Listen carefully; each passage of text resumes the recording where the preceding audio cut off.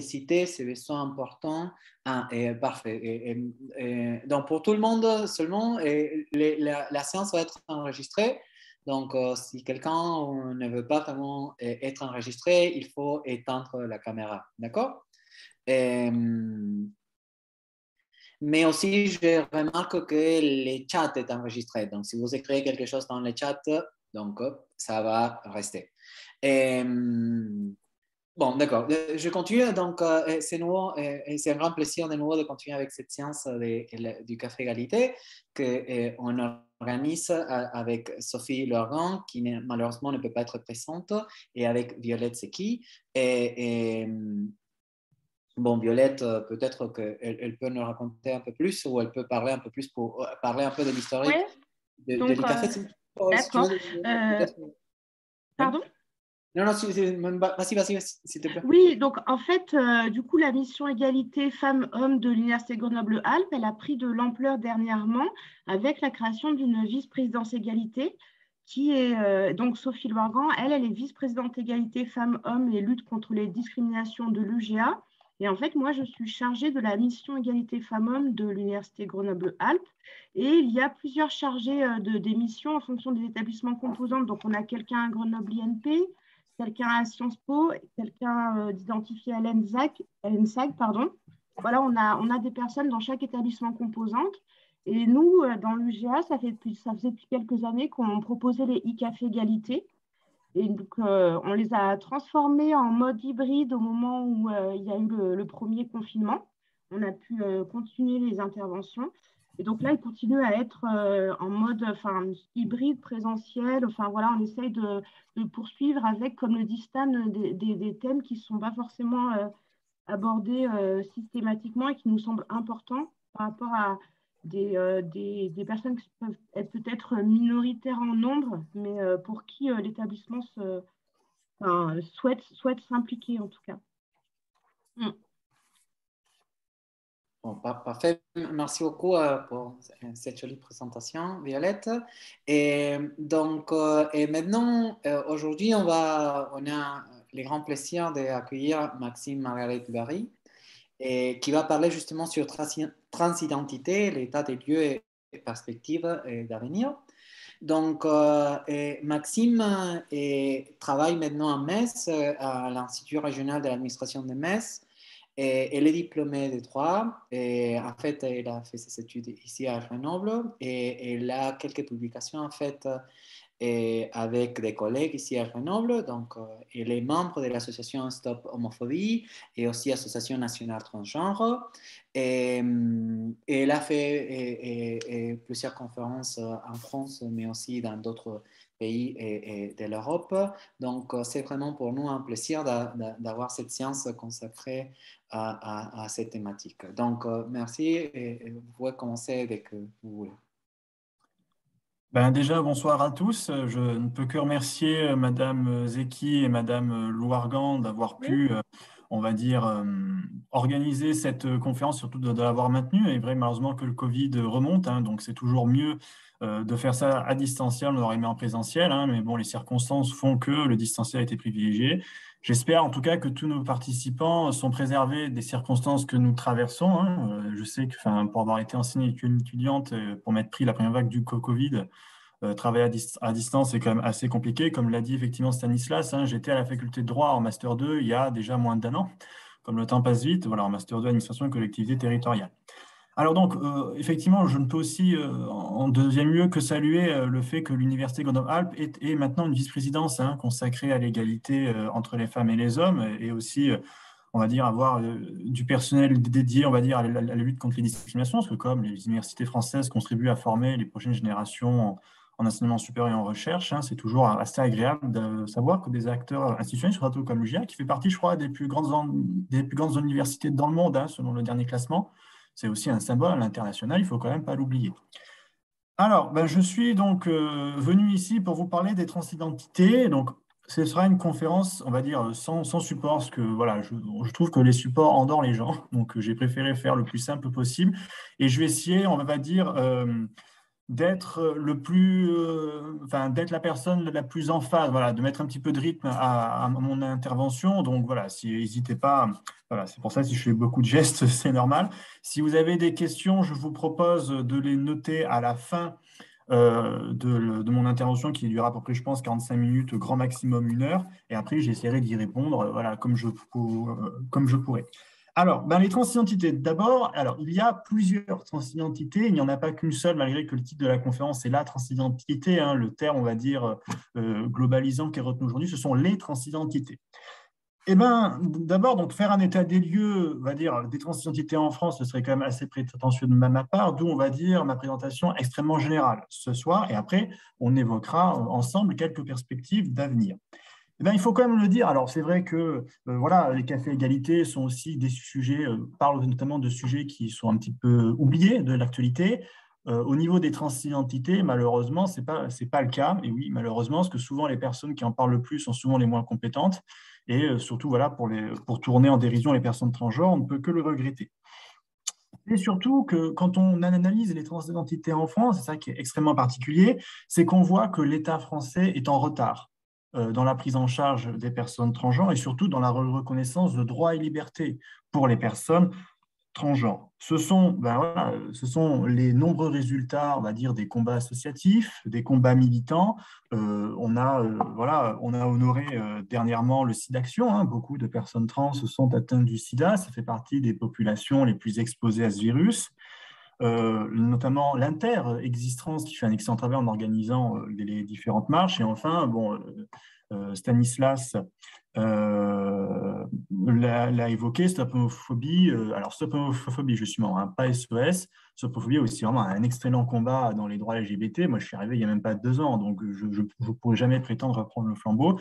Et dernièrement, l'Association nationale transgenre, qui est déjà depuis pas mal de temps, qui, on va dire, fait de la veille d'information sur tout ce qui est transidentité. Je vous invite à aller voir leur site.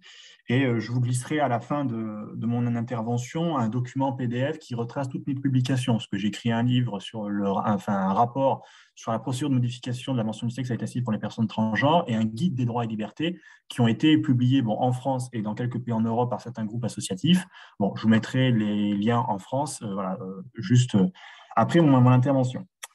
Eh bien, d'abord, alors, quand on parle des transidentités, il faut quand même faire d'abord un rappel de définition avant d'attaquer dans le dur, comme je dis toujours. Alors, d'abord, une personne transgenre, elle vient, on va dire, en opposition à une personne cisgenre. Une personne cisgenre, mais c'est une personne donc, qui n'est pas transgenre, ça vous l'aurez compris. Et c'est surtout, c'est un individu qui ne remet pas en cause le genre qui lui a été assigné à la naissance. À l'inverse, d'une personne transgenre qui, elle, ne se reconnaît pas dans le genre qui a été attribué, on va dire, à la naissance. Elle souhaite, donc parfois certaines personnes transgenres souhaitent garder leur transidentité pour elles, mais dans la plupart des cas, elle expose en société, c'est-à-dire qu'elle souhaite modifier son expression de genre et entamer une transition sociale, une transition médicale, une transition juridique, une transition administrative vers le genre auquel elle s'identifie. Donc, on a donc 2 appellations, FTM et MTF.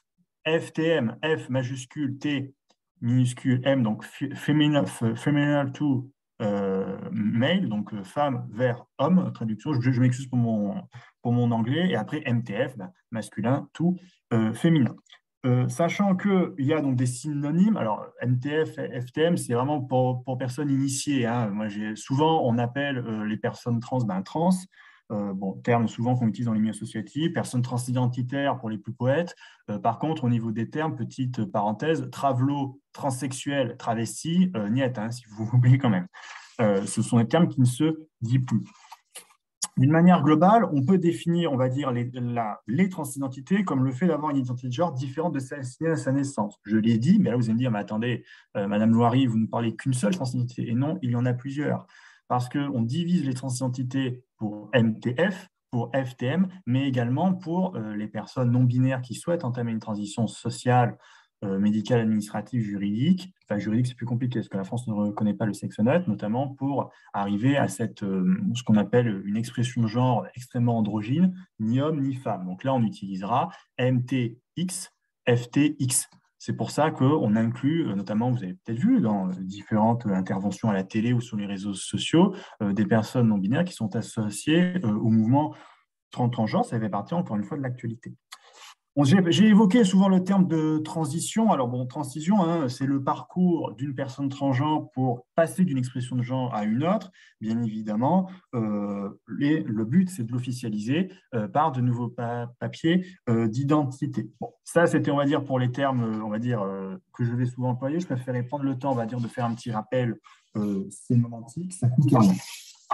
Alors, maintenant, les transidentités en France. Il faut, on va dire, se replonger pas dans l'histoire, enfin dans l'histoire si, parce que le temps passe très vite, certes, mais tout va se jouer, on va dire, en 1992 pour les transidentités en France. Donc, on va d'abord aller dans le passé en 92, puis dans le futur. Avant 1992, il était impossible d'obtenir une rectification de la mention du sexe à l'état civil en France.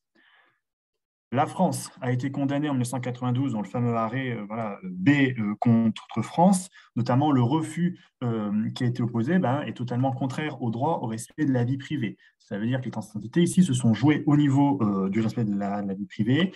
Avant 1992, jusqu'à cet arrêt B contre France, on a eu un début, certes, on va dire, assez lent on va dire, démédicalisation, notamment sur ce qui est approche psychiatrique de la transidentité. Approche psychiatrique, bien évidemment, je pense que s'il y a des personnes qui s'intéressent aux transidentités qui sont en ligne maintenant, le côté psychiatrique, bien évidemment, un côté assez patent dans les transidentités, encore pris en charge aujourd'hui. Il faut attendre pour la dépsychiatrisation totale des transidentités le 27 mai 2019. Vous allez me dire, ouais, bon, on est en 2021, bientôt 2022, ça fait longtemps. Pour l'homosexualité, c'était 1992. Et encore, ça s'est joué à l'OMS. L'OMS a dû laisser du temps aux États pour, on va dire, effectuer, on va dire, cette dépénalisation. Donc, on va dire que les transidentités, au niveau de la dépsychiatrisation, ça s'est quand même joué, c'était hier, hein, sur, on va dire, l'échelle de l'évolution des droits LGBT, c'était hier. Sachant que pour la petite histoire, les transidentités, d'un point de vue médical, donc avant 1992, étaient considérées au même titre que la schizophrénie, que notamment des dépressions sévères. Donc en 1992, elle a été déclassée, donc elle n'est plus aujourd'hui une maladie. Fin 1992, on accepte les modifications de la mention, on va dire, du sexe à l'état civil. C'est l'arrêt, voilà, je l'évoquais tout à l'heure, de l'Assemblée plénière de la Cour de cassation en 92. Il fallait donc prouver la réalité, on va dire, du syndrome transsexuel et surtout le caractère irréversible de la transformation de l'apparence. Vous me voyez venir, ça impliquait une transition médicale obligatoirement et on va dire pas seulement une transition médicale, enfin pas seulement au point de vue du traitement hormonal, mais également une stérilisation. La CEDH arrive en 2017, le fameux arrêt garçon contre Nico, qui, on va dire, qui a été un coup de tonnerre en Europe en 2017, dans tous les milieux associatifs. Vous tapez, on peut avoir, je crois, sur certains logiciels, l'historiographie au niveau de la presse. Vous tapez 2017, droit LGBT, vous avez, on va dire, des pavés qui sortent et qui ont été consacrés à cet arrêt-là. Un coup de tonnerre, la France est de nouveau condamnée pour violation à la vie privée et surtout la CEDH prend réellement position contre la France, notamment sur ce fameux double discours sur la stérilisation des personnes transgenres. Je vais vous lire, on va dire, le considérant de principe de cet arrêt-là. Alors, je l'ai noté parce que c'est quand même, s'il y a des juristes, on va dire, parmi nous, ils vont se reconnaître. Ils se reconnaîtront, ils reconnaîtront les termes. Pour les personnes qui ne sont pas initiées au droit, c'est pour ça, voilà, j'ai préféré le noter, comme ça, je vous dis exactement ce qui s'est fait dit. Donc, la CEDH, dans cet arrêt, dit conditionner la reconnaissance de l'identité sexuelle des personnes transgenres à la réalisation d'une opération ou d'un traitement stérilisant qu'elles ne souhaitent pas subir revient ainsi à considérer le respect au droit de la vie privée, article 8 de la CSDA, jusque-là on est d'accord, à la renonciation de plein exercice de leur droit au respect de l'intégrité physique. Ça veut dire que avant 1992, notamment sur la stérilisation, les personnes transgenres, alors c'est en fait un raisonnement un petit peu dual. Vous souhaitez, on va dire, passer, on va dire, d'une expression de genre à une autre, il faut vous stériliser. Et là, vous allez dire, mais attendez, oui, les personnes sont consentantes parce qu'elles souhaitent faire cette transition.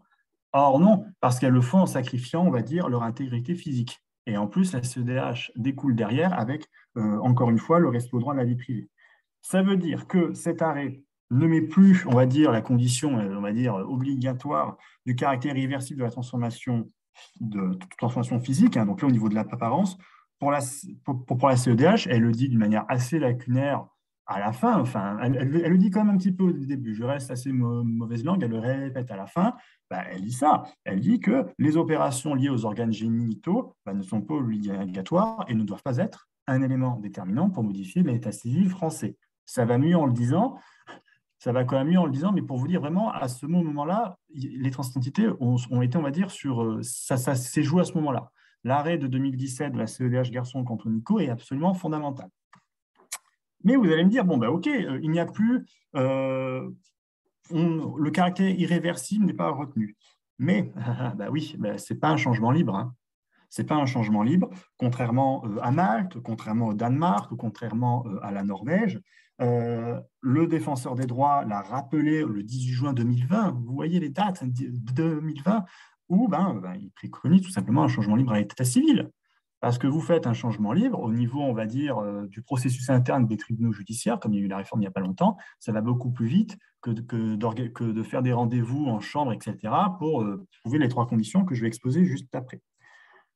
Le changement n'est pas libre. Bon, d'accord, qu'est-ce qu'il faut faire? Eh bien, il faut suivre l'article 61-5 du Code civil qui a été introduit par la loi du 18 novembre 2016, une grande loi, c'est une des lois, on va dire, un peu fourre-tout, mais qui est assez majeure dans, on va dire, dans la présidence de François Hollande, hein, pour être assez large. 18 novembre 2016, justice pour le 21e siècle, 18 novembre. C'était 2 jours, on va dire, à 2 jours près du qui dort. Certains voyaient un symbole, etc. C'était plutôt les militants qui vous disaient ça, oui, la loi, le 18 novembre, etc. Certes, ça a été quand même des contraintes politiques, hein, donc il faut quand même le rappeler, mais on peut effectivement voir un symbole. J'attaquerai donc ma modeste argumentation. Donc d'abord dans une première partie, donc cette loi du 18 novembre 2016, ça a été comme une libéralisation sous contrainte de la procédure de modification de la mention du sexe à l'état civil, notamment avec la seule démonstration du comportement social. Parce que cet article 61-5 du Code civil le précise bien, il y a seulement 3 conditions à respecter. J'insiste, avant d'attaquer le comportement social, il n'y a plus d'opération de réassignation à réaliser pour obtenir le changement, la modification de la mention du sexe à l'état civil. Et j'insiste très fortement, puisque là j'ai fait une petite rencontre en Suisse il n'y a pas si longtemps que ça. Les Suisses, je pensais que la Suisse est plutôt favorable aux personnes LGBT, ils m'ont quand même sorti qu'il fallait toujours se faire opérer. Donc j'insiste très fortement là-dessus, c'est seulement la démonstration du comportement social.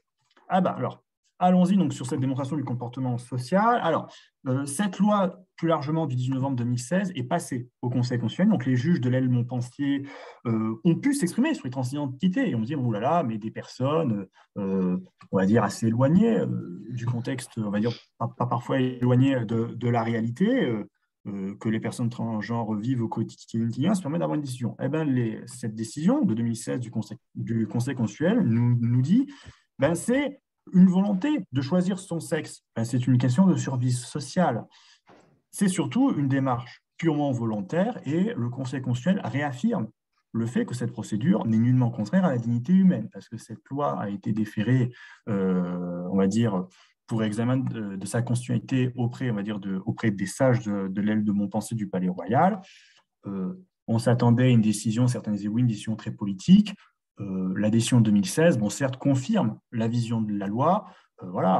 Des personnes souhaitent faire une modification, elles sont d'accord, on passe à autre chose. C'est vraiment, il n'y a pas, cette décision a été trop souvent politisée pour l'avoir lu, pour avoir fait du droit constitutionnel aussi. Il n'y a pas eu autant dire, il y avait un tournant pour la loi sur le mariage pour tous, sur la loi de 2016, qui est plus largement, on va dire, sur l'ensemble du contenu de cette loi du 18 novembre 2016. Ça a été.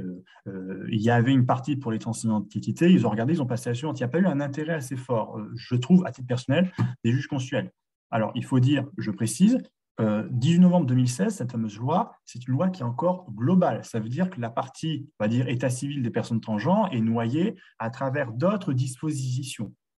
je pose la question, je ne dis pas que je n'ai la réponse, on aurait pu imaginer une loi dédiée aux transidentités, comme l'ont fait la Belgique, les Pays-Bas l'ont fait.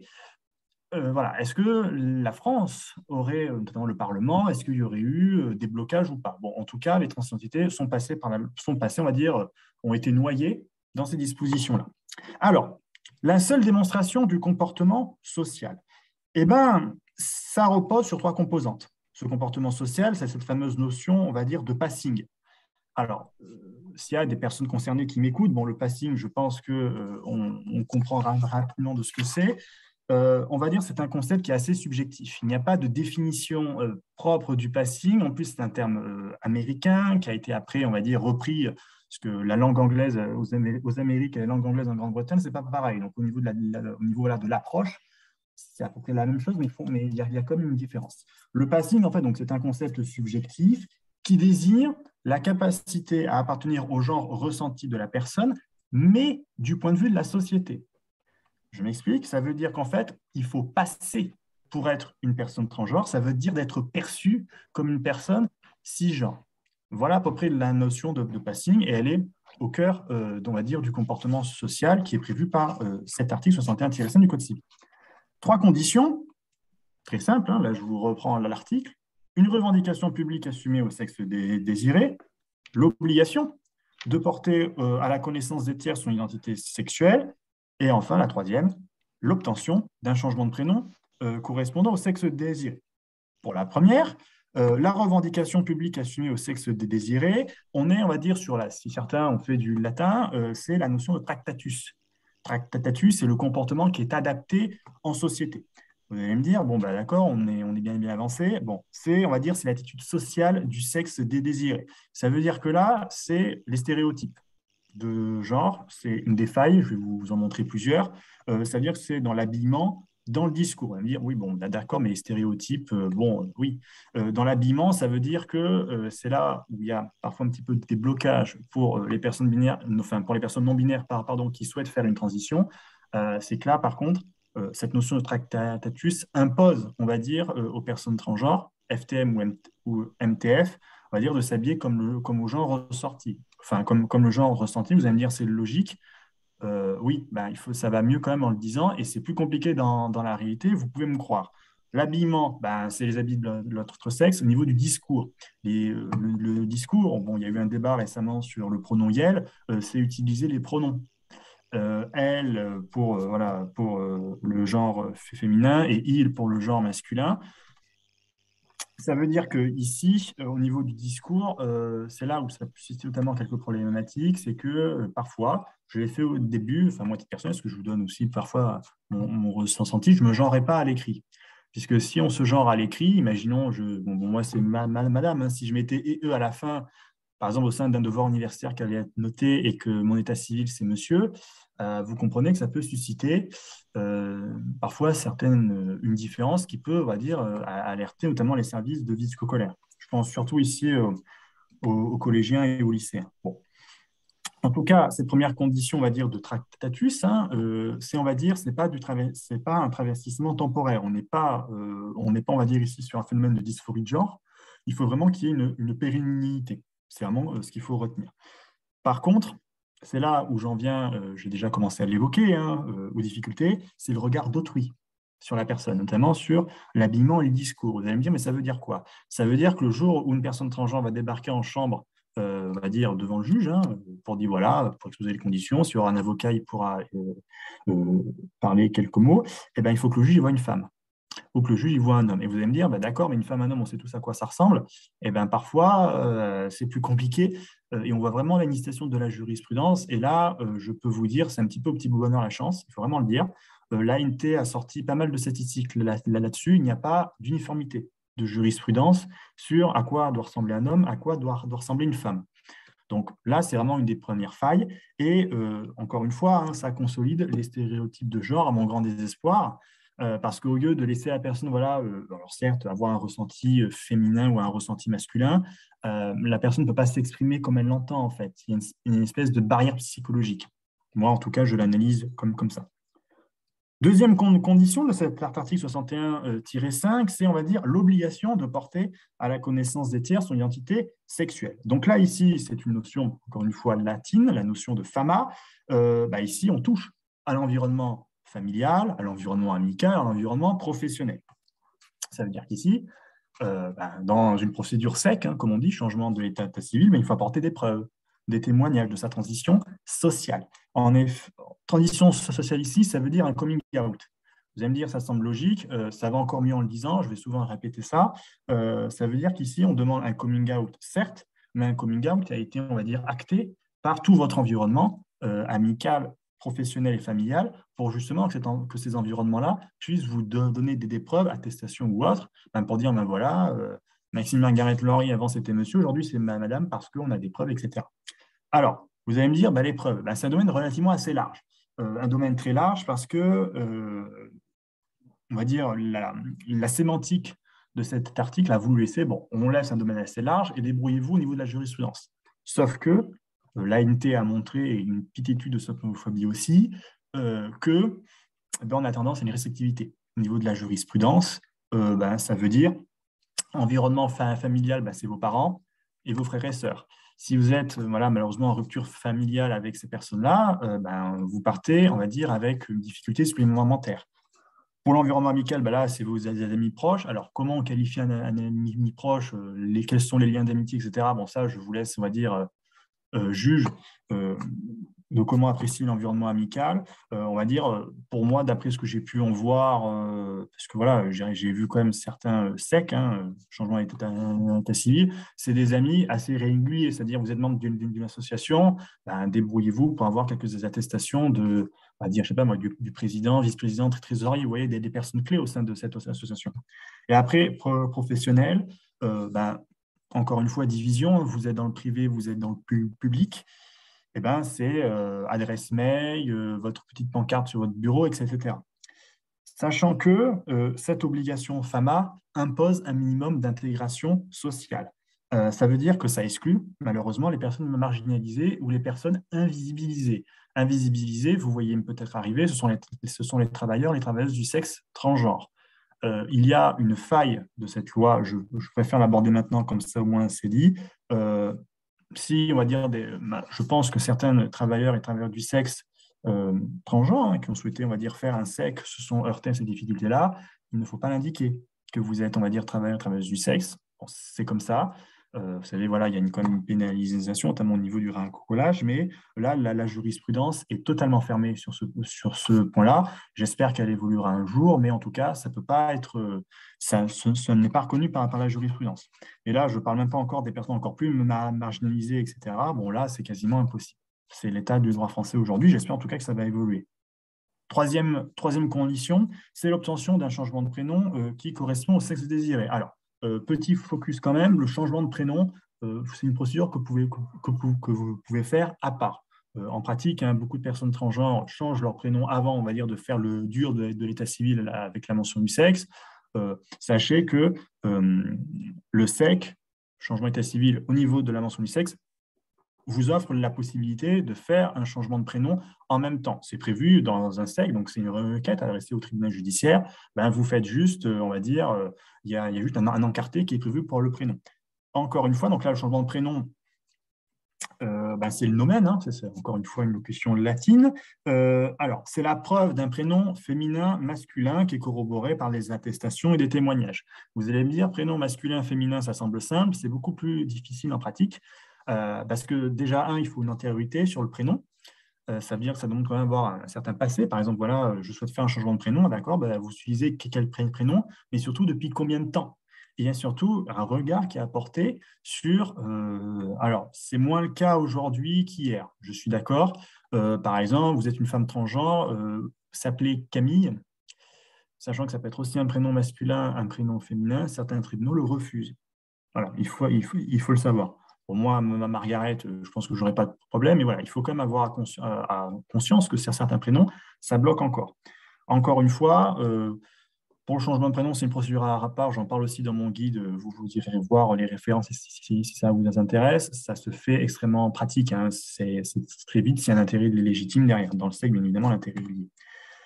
Sachant que aussi, alors ça reste encore une fois, voilà, c'est un petit peu cliché, hein, le prénom chez les personnes transgenres, notamment vis-à-vis notamment quand on lit les commentaires de certaines personnes cisgenres, elles se reconnaîtront. Notamment, ça peut être considéré comme un cliché si la personne transgenre souhaite conserver un lien avec sa famille. Alors, ça peut paraître bizarre ce que je dis, s'il n'y a pas trop de personnes qui le disent, mais souvent, voilà, parce que c'est aussi mon expérience hein, que je vous livre, certaines personnes ont du mal avec, certes, leur prénom, mais qui ne sont pas aussi mal à l'aise avec lui de le mettre de côté définitivement. Donc, souvent, par exemple, moi, au départ, c'était Maxime Loiry. J'ai choisi, pour d'autres personnes, voilà, de le garder, c'est Maxime Margaret Loiry. Et je pense, voilà, pour avoir consulté avec un avocat, que le Maxime, il va falloir le mettre en second prénom. Donc, ce sera Margaret, virgule, Maxime, virgule, après un prénom où on peut en garder deux, et vous laissez le nom de famille Loiry à côté. Voilà. Il y a, on va dire, l'idée de proposer un ordre des prénoms. Après, l'usage d'un prénom, ça relève de l'usage, et l'usage n'est pas codifié. Après, ça reste, on va dire, à la libre appréciation des personnes. Donc, quand on regarde cet article 61-5 du Code civil, il n'y a aucun élément en lien avec des preuves médicales et surtout psychiatriques. Ça, on va dire, c'est la théorie pure et dure. Les problèmes généraux que cela induit, c'est d'abord, vous l'avez sans doute peut-être deviné, c'est le passing. Le passing, il sera jugé, on va dire, souverainement par les juges, c'est donc une vision subjective en fonction des individus. Voilà, pour avoir un bon passing, pour une personne transgenre, alors il y en a qui sont androgynes ou naturels, ils ont beaucoup de chance. Donc là, forceront d'un côté ou un autre, sinon c'est les traitements hormonaux. Et les traitements hormonaux, je ne vais pas rentrer là-dedans parce que je ne suis pas médecin, effet, on va dire, optimum sous 2 ans. Donc, encore une fois, il y a quand même une notion de délai à avoir ici. Ça augmente les stéréotypes de genre, voilà, j'y reviens pas. Surtout, cette loi, vous avez peut-être remarqué, hein, j'ai fait pas mal de références à la jurisprudence. Plus les textes sont généraux, plus la jurisprudence va avoir un rôle voilà, pour éclaircir comment ça se fait en pratique, et surtout sur certains points, notamment, voilà, je l'ai dit, la première condition et la deuxième condition, on a tendance à, on va dire, une restrictivité de la jurisprudence, notamment sur certains points, parce que il y a la phrase magique que vous irez voir, c'est appréciation souveraine des conditions par les juges. Donc, ça veut dire, là, je vous ai donné, on va dire, les grandes conditions brutes des coffrages, comme on dit familièrement. Je ne peux pas vous dire, voilà, c'est comme ça, pas partout. Encore une fois, la jurisprudence n'est pas unifiée sur ce point-là, même si que sur les grands thèmes, il y a quand même des points communs, et encore, on peut dire que cette appréciation souveraine des juges du fond, ça se traduit comme on a une sorte de renforcement de contrôle étatique sur les personnes transgenres, avec notamment certains auteurs dits, mais même certains militants. Hein, je parle notamment à certains youtubeurs qui sont sur les transidentités, des espèces de normes en matière de genre, en matière d'expression de genre à respecter. Voilà, c'était juste une petite mention. Il y a quand même donc cette procédure, quand on démarre une démarche juridique, il y a aussi l'appréciation du consentement libre et éclairé. Encore une fois, c'est si la personne suit, on va dire, il suit par un psychiatre ou par une psychologue, c'est plus trop vrai pour un psychiatre, mais on a toujours un rôle du psychologue dans les procédures. Faut-il les verser dans le dossier? Faut-il ne pas les verser? Là, encore une fois, je ne peux pas vous donner de règles générales, c'est vraiment à l'appréciation et surtout à l'appréciation de la situation et surtout aussi quand même selon ce que la personne transgenre souhaite. Il y a quand même, on va dire, j'ai évoqué voilà, les difficultés vis-à-vis des travailleurs et travailleuses du sexe et les difficultés vis-à-vis, on va dire, des personnes transgenres non binaires, donc avec le fameux X, qui viennent, on va dire, considérablement complexifier cette procédure-là. Et on voit que déjà, les juges ne sont pas armés sur les questions transidentitaires.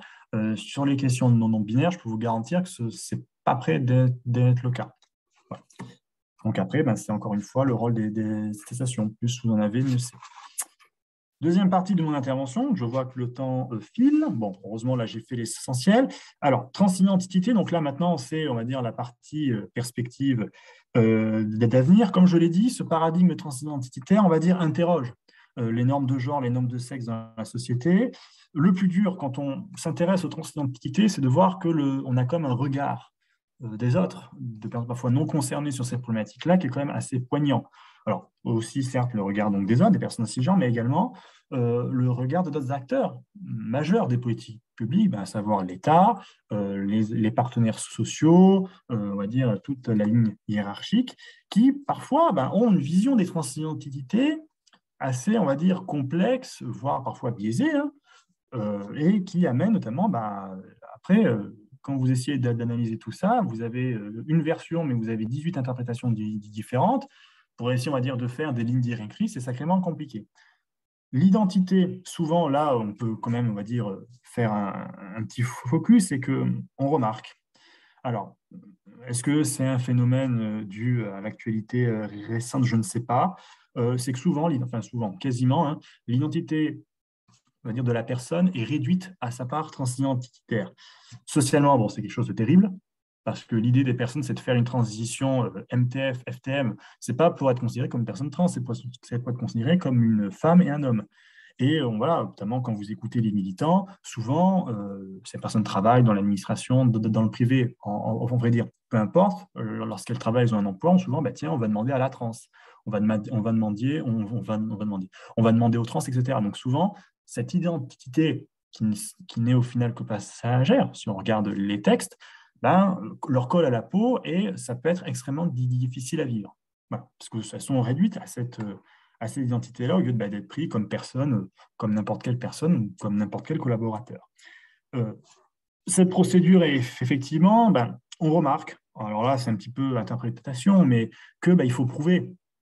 Ah oui, il faut prouver c'est transidentité ou sa transidentité, alors que il faut prouver quelque chose qui est inhérent à l'individu. Donc là, vous allez me dire, ah oui, mais ça, c'est le côté psychiatrique et le côté psychologique. Oui, certes, il n'y a plus, on va dire, l'obligation d'un parcours psychiatrique, heureusement, hein, au sens propre, mais on remarque que, notamment dans les changements d'état civil, alors moi, mes infos, elles datent pas, je ne peux pas vous donner d'informations de 2021, il faut voir vraiment un peu avant, 2019-2020, on remarque qu'il y a toujours un rôle prépondérant des psychologues et de certains psychiatres. Et surtout dans les parcours officiels de transition médicale. Mais ça, d'autres personnes beaucoup plus qualifiées, notamment en médecine, en urologie, pourront vous en parler. C'est surtout que, bon, alors encore une fois, je l'ai dit, mais c'est un contrôle, on va dire, des décors. On remarque vraiment qu'on a, ça c'est Isabelle Sironi qui le disait, la volonté de maîtriser des empêcheurs de genrer en rond. Les empêcheurs de genrer en rond, voilà, François Sironi l'avait dit, Anne Fausto-Sterling sont littéralement les 5 sexes, qui est célébrissime, que je vous invite à lire, qui est vraiment assez extraordinaire, qui, on va dire, font état de cette situation, alors ça d'un point de vue théorique, mais également d'un point de vue pratique, et au final, ça met en lumière comment les transidentités, on va dire, sont abordées de manière médicale, administrative, juridique en France, et comment elles le sont aux Pays-Bas, en Belgique ou à Malte. À Malte, par exemple, je pense à ça parce que le pape qui y était il n'y a pas si longtemps que ça, j'avais vu ça aux infos, ça date un peu quand même. Et en fait, à Malte, on ne parle pas de changement, on parle de rectification. Ça veut dire, voilà, une rectification, c'est comme vous envoyez une lettre à la poste. Faire une rectification et faire un changement au niveau de la sémantique quand employé, ce n'est pas pareil. Il faut quand même le souligner. Après, vous allez me dire, mais ce paradigme transidentitaire, est-ce qu'il imposerait, on va dire, d'abandonner le modèle qui est issu de la binarité des sexes? Alors certes, la binarité des sexes reste encore aujourd'hui le concept classique, notamment sur la division des tâches en société, et surtout que cette binarité, dans l'histoire, a été vitale pour organiser cette société et diviser donc, les citoyens selon leur sexe pour le partage des activités. Ça reste un état de fait. Encore une fois, la binarité des sexes, lorsqu'on l'interroge du paradigme transgenre, des transidentités au sens plus large, c'est quand même l'idée d'un pouvoir normatif des personnes cisgenres, notamment dans la délimitation de ce qu'est le genre féminin, de ce qu'est le genre masculin. Et les personnes qui s'éloignent de notamment de ces différents versants sont marginalisées ou sont, on va dire, pointées du doigt. Est-ce que cette solution serait dans le sexe neutre? Voilà, Stop Homophobie s'est prononcé sur le sexe neutre, à l'ANT aussi. Effectivement, bon là, juriste, c'est la compétence du législateur pour en faire une réalité juridique.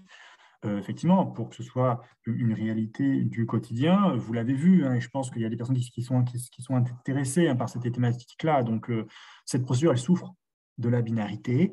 Voilà, parce que les transitions, on va dire, certes, s'orientent vers le genre féminin, vers le genre masculin, mais il y a comme des transitions qui ne s'orientent pas vers ces catégories binaires, notamment lorsqu'on intègre des éléments de non-binarité.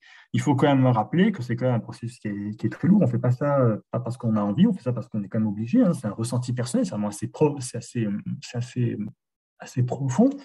Euh, les personnes qui sont concernées doivent avoir la maîtrise de cette procédure, notamment maîtriser leur parcours, mais également maîtriser leur corps. Vous allez me dire, bah, ok, le sexomètre, pourquoi pas abandonner la mention du sexe? La Belgique va se poser la question en janvier 2022. Le débat est lancé. Alors certes, voilà, ce débat, je fais un parallèle avec la Belgique parce que c'est de l'actualité. Bon, il est lancé depuis 2017 en réalité. On est sous les années, je crois, du Premier ministre Elio Di Rupo, avant que le gouvernement tombe. C'est suite en fait voilà, à la réforme des lois dites trans qui ont été abordées par le Parlement. Voilà, à l'époque, hein, la Cour constitutionnelle du Royaume de Belgique avait considéré comme lacunaire le maintien de cette binarité des sexes. La binarité est réduite au sexe masculin et au sexe féminin, jusque-là nous sommes d'accord, notamment pour l'enregistrement de ces mentions dans les actes de l'état civil. Alors la Belgique étant, on va dire, un pays, voilà, il y a les Wallons, il y a les Flamands, ça ne se passe pas toujours bien au Parlement. La Belgique n'a pas eu de gouvernement pendant un certain nombre de temps. On annonce un projet de loi pour l'abandon de la mention du sexe en 2022 au niveau fédéral. Donc là, ça devrait concerner aussi les entités fédérées. Je terminerai donc ma modeste intervention, parce que je vois un avis que j'ai dépassé, sur, on va dire, les droits et libertés des personnes transgenres. Alors là, j'ai cité Mandela, c'est une de mes accroches de mon guide, enfin du guide que j'ai fait avec Étienne Dédouillère et d'autres personnes. Ben, priver les gens de leurs droits fondamentaux, ça revient quand même à nier leur humanité même. Les transidentités, s'il fallait retenir quelque chose de mon intervention, ça conjugue beaucoup d'enjeux. Des enjeux certes administratifs, juridiques, sociétaux, mais aussi des interrogations militantes, des interrogations sociétales. La loi de 2016 n'est pas parfaite.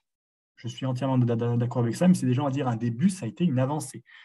Ça reste quand même une libéralisation, mais qui conserve un parcours, voilà, qui a quand même un parcours, on va dire, long, difficile, semé d'embûches. Il n'y a pas d'uniformité de la jurisprudence sur ces questions-là. Le monde juridique a toujours été un petit peu en retard vis-à-vis des réalités sociétales et encore plus sur les questions transidentitaires. J'ai envie de dire, ça c'est notamment François Cironi qui le disait, Anne Foster-Sterling, plus les personnes transgenres seront intégrées dans la société pour, on va dire, faire leur transition normalement et sans encombre, mieux ce sera. Et encore une fois, on l'a vu déjà dans des circulaires avant 2017, c'était les changements d'état civil, c'était considéré comme des éléments marginaux des tribunaux civils à l'époque, des TGI, parce qu'il y a eu la réforme. Voilà, c'était des éléments, alors qu'aujourd'hui, et justement, si ces éléments étaient traités de manière beaucoup plus rapide, pourquoi pas avec une déjuridisation de cette procédure, pardon, je vais y arriver, on va dire ce serait comme à Malte ou en Belgique, avec seulement une procédure de rectification. Bon, on peut dire notamment qu'effectivement, les débats sont toujours actuels aujourd'hui, on l'a vu dans l'actualité. Bon, il faut quand même dire que le Covid-19 n'a pas arrangé les choses. Ce que je dirais quand même, c'est que bon, avant d'être une personne transgenre, avant d'être une femme cisgenre, un homme cisgenre, des non-binaires, etc., ça reste quand même des êtres humains. Et il faut dire, c'est là où transidentité, on peut vraiment, on va dire, sortir une épingle du jeu, c'est qu'on touche à la vie des personnes. Mais on touche à leur vie, on va dire, à leur ressenti propre et aussi à leur survie, ne serait-ce que dans la société. La pointe d'espoir, je termine mon intervention sur ces points-là, la circulaire de l'Éducation nationale du 29 octobre 2021 pour une meilleure prise en compte des questions relatives à l'identité de genre en milieu scolaire, qui est une avancée, il faut le dire. Elle est imparfaite, on le sait, mais bon, il faut quand même saluer, faut saluer ce point. Elle offre des solutions. Alors, l'éducation nationale, jeunes enfants, école primaire, collège, lycée, on touche à des mineurs. Donc, voilà, enfants de moins de 18 ans, il faut l'accord des parents. Et là, c'est les problématiques des parents divorcés, etc. Le pronom YEL, qui a fait son entrée dans le dictionnaire depuis le 19 novembre 2021, alors le fameux ZEI en anglais, le dictionnaire Le Robert, précisons que l'Académie française n'a pas donné son aval sur ce point-là, même si on peut passer outre, sachant que voilà, le dictionnaire de l'Académie française, c'est tous les 50 ans. Donc, ils auront du temps pour se poser la question. Il faut, alors là, j'entame ma conclusion. Il ne faut pas, quand on pense aux transidentités aujourd'hui, il ne faut pas désespérer. Je souhaite qu'un jour, j'espère le voir de mon vivant, où les transitions juridiques se feront d'un claquement de doigts, qu'au niveau médical, tout se passera bien et qu'il n'y aura pas forcément une psychiatrisation, une psychologisation des personnes transgenres à outrance, et que surtout, la société, l'État, les individus respecteront les genres de tout le monde et les expressions de genre de tout le monde, sans forcément, on va dire, tendre vers un féminisme extrême, mais juste, on va dire, du respect. Et au final, c'est de la dignité humaine, hein. On est en plein dans la CESDH. L'accès au droit, à l'épanouissement personnel et au bonheur n'a pas à être refusé à des personnes en fonction de leur parcours personnel, parce qu'elles sont juste différentes de la normalité. Elles restent quand même des citoyens de la République, et ça, quand même, il ne faut pas l'oublier, surtout en ce moment. Je vous remercie tous pour votre attention. J'espère avoir respecté le temps. J'espère vous avoir apporté quelques éléments de réponse. J'espère avoir pas trop dit de bêtises. Et si vous Merci. avez des questions, je reste à votre disposition. Merci beaucoup. C'était vraiment, je ne sais pas si on m'entend. Oui, oui. Oui, c'était vraiment très clair et très intéressant. Et moi, je proposais j'avais une question, puis du coup, ça va peut-être ouvrir la parole. En fait, j'ai une collègue qui s'appelle Marlène Jouan, qui est philosophe. Elle intervient dans le DU Égalité Femmes-Hommes. Et elle avait parlé en fait du fait qu'en France, quand il y avait parfois des brassages génétiques un petit peu compliqués, quand il y avait un petit bébé qui naissait avec en fait euh, du matériel génétique à la fois féminin et masculin, et que par exemple, il y avait un petit pénis, mais qui n'était peut-être pas assez développé, en fait, les chirurgiens, enfin à la naissance, avaient tendance à fabriquer des filles, entre guillemets, c'est-à-dire que c'était plus facile de couper que de rajouter, et qu'après, il pouvait y avoir des enfants qui, du coup, se sentaient pas dans leur sexe biologique. Et je voulais savoir, est-ce que vous pensez que ça, par rapport à avant, ça a évolué en France ou pas?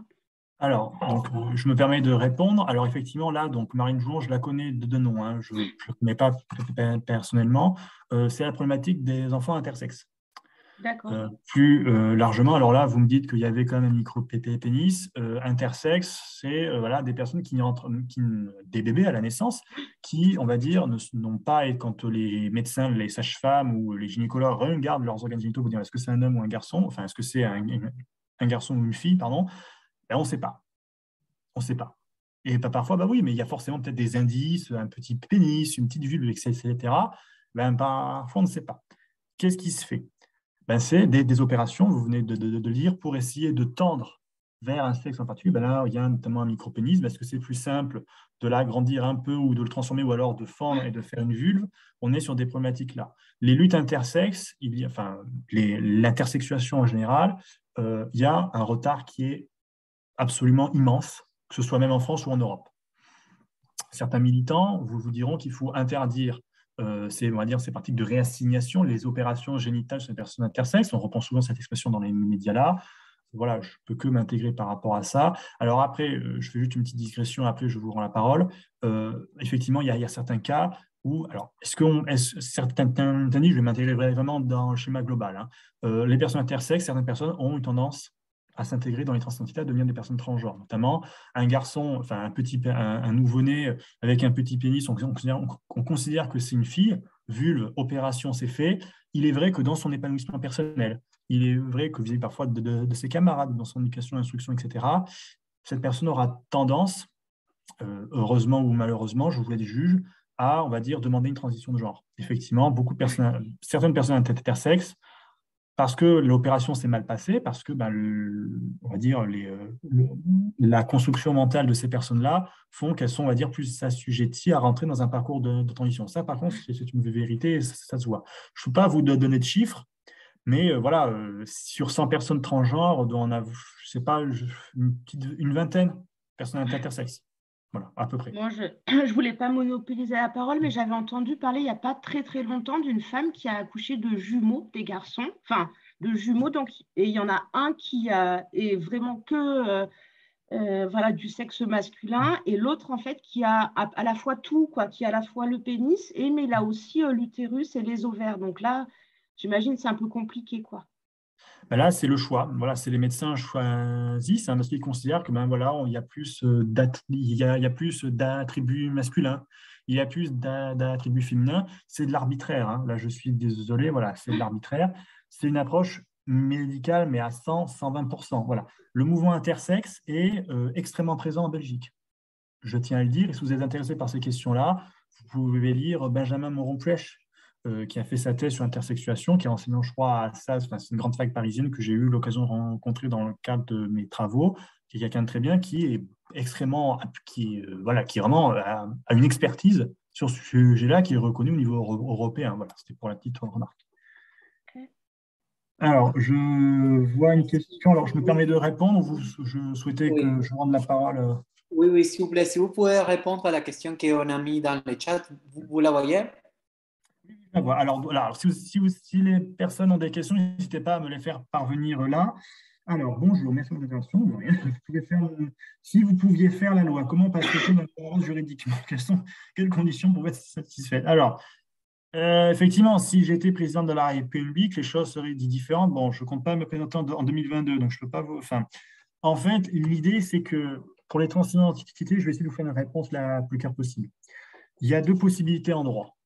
Soit vous faites quelque chose de très carré, condition, il faut ça, ça et ça et ça, limite pour une personne, pour une femme transgenre, lorsqu'elle ira devant le juge, ben, il faut la longueur de la robe, hein, on peut aller jusqu'à cette extrémité-là, ou alors on fait extrêmement vague, comme ce qui a été retenu dans la loi du 18 novembre 2016.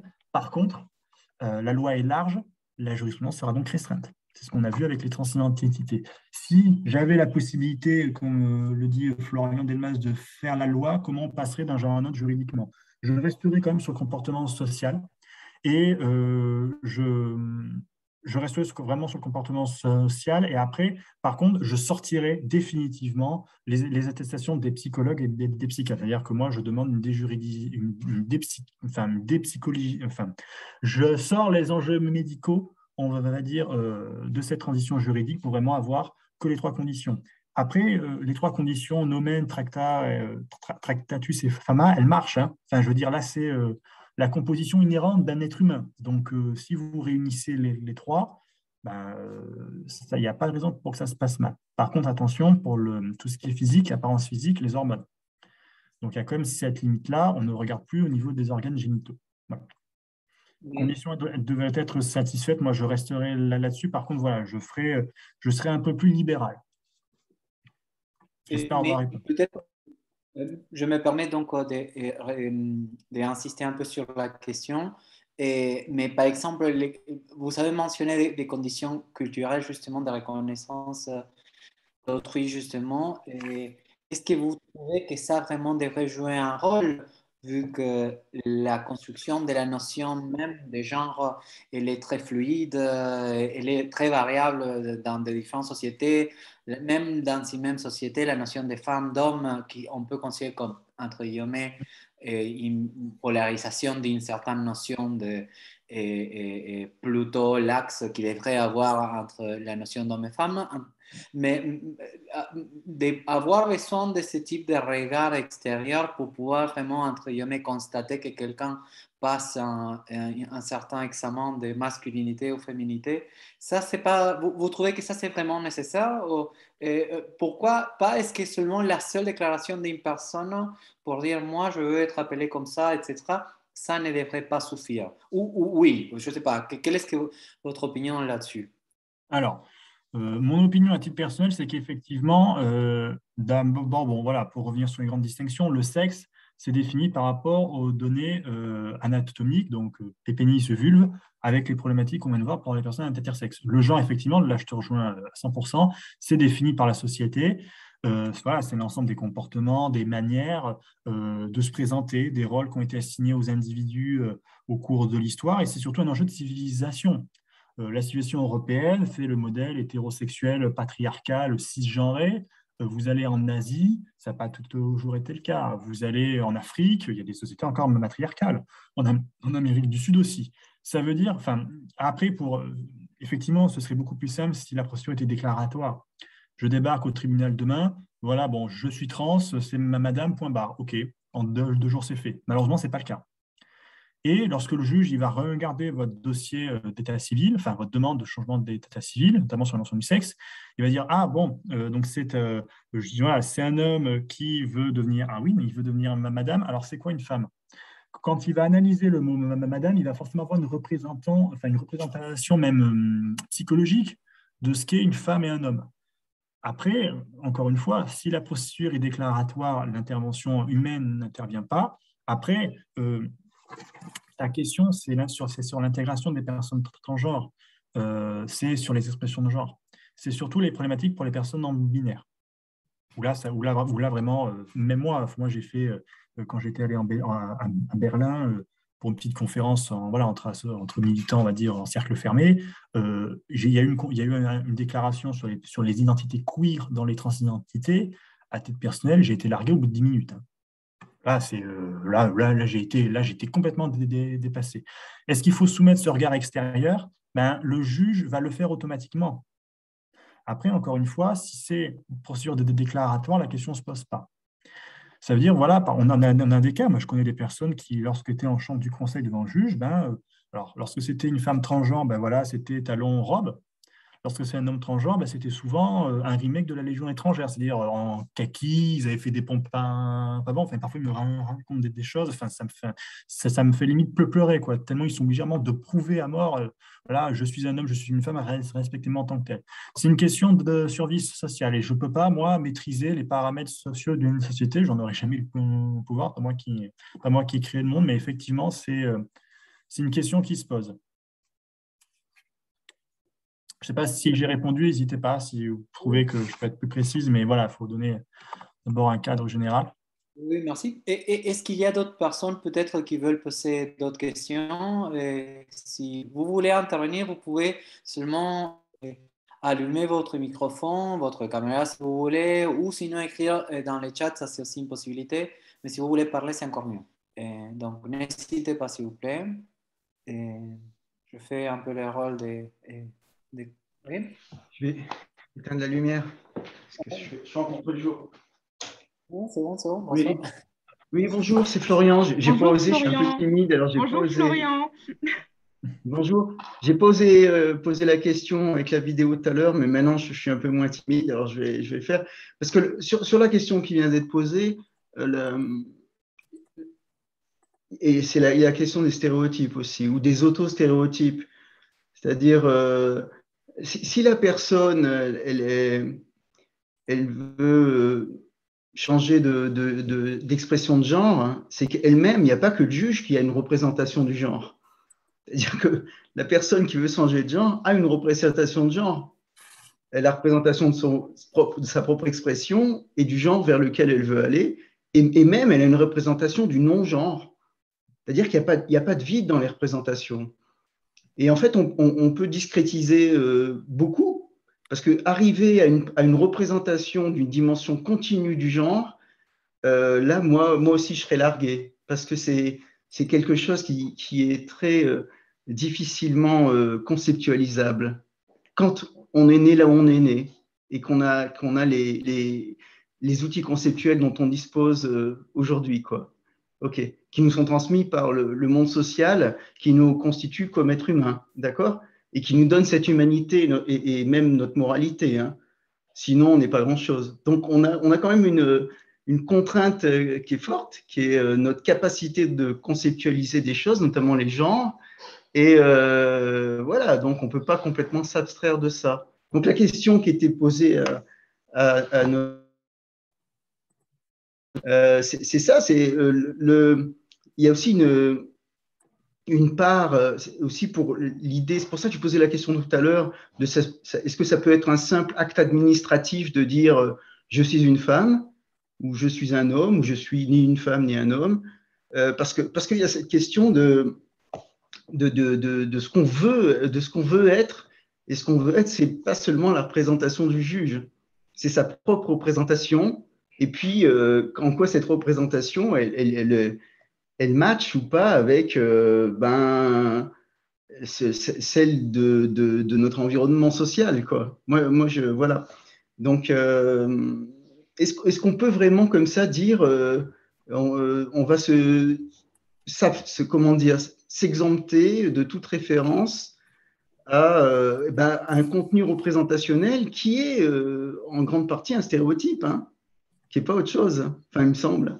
Voilà, donc c'est la question que je pose à l'invité. Merci.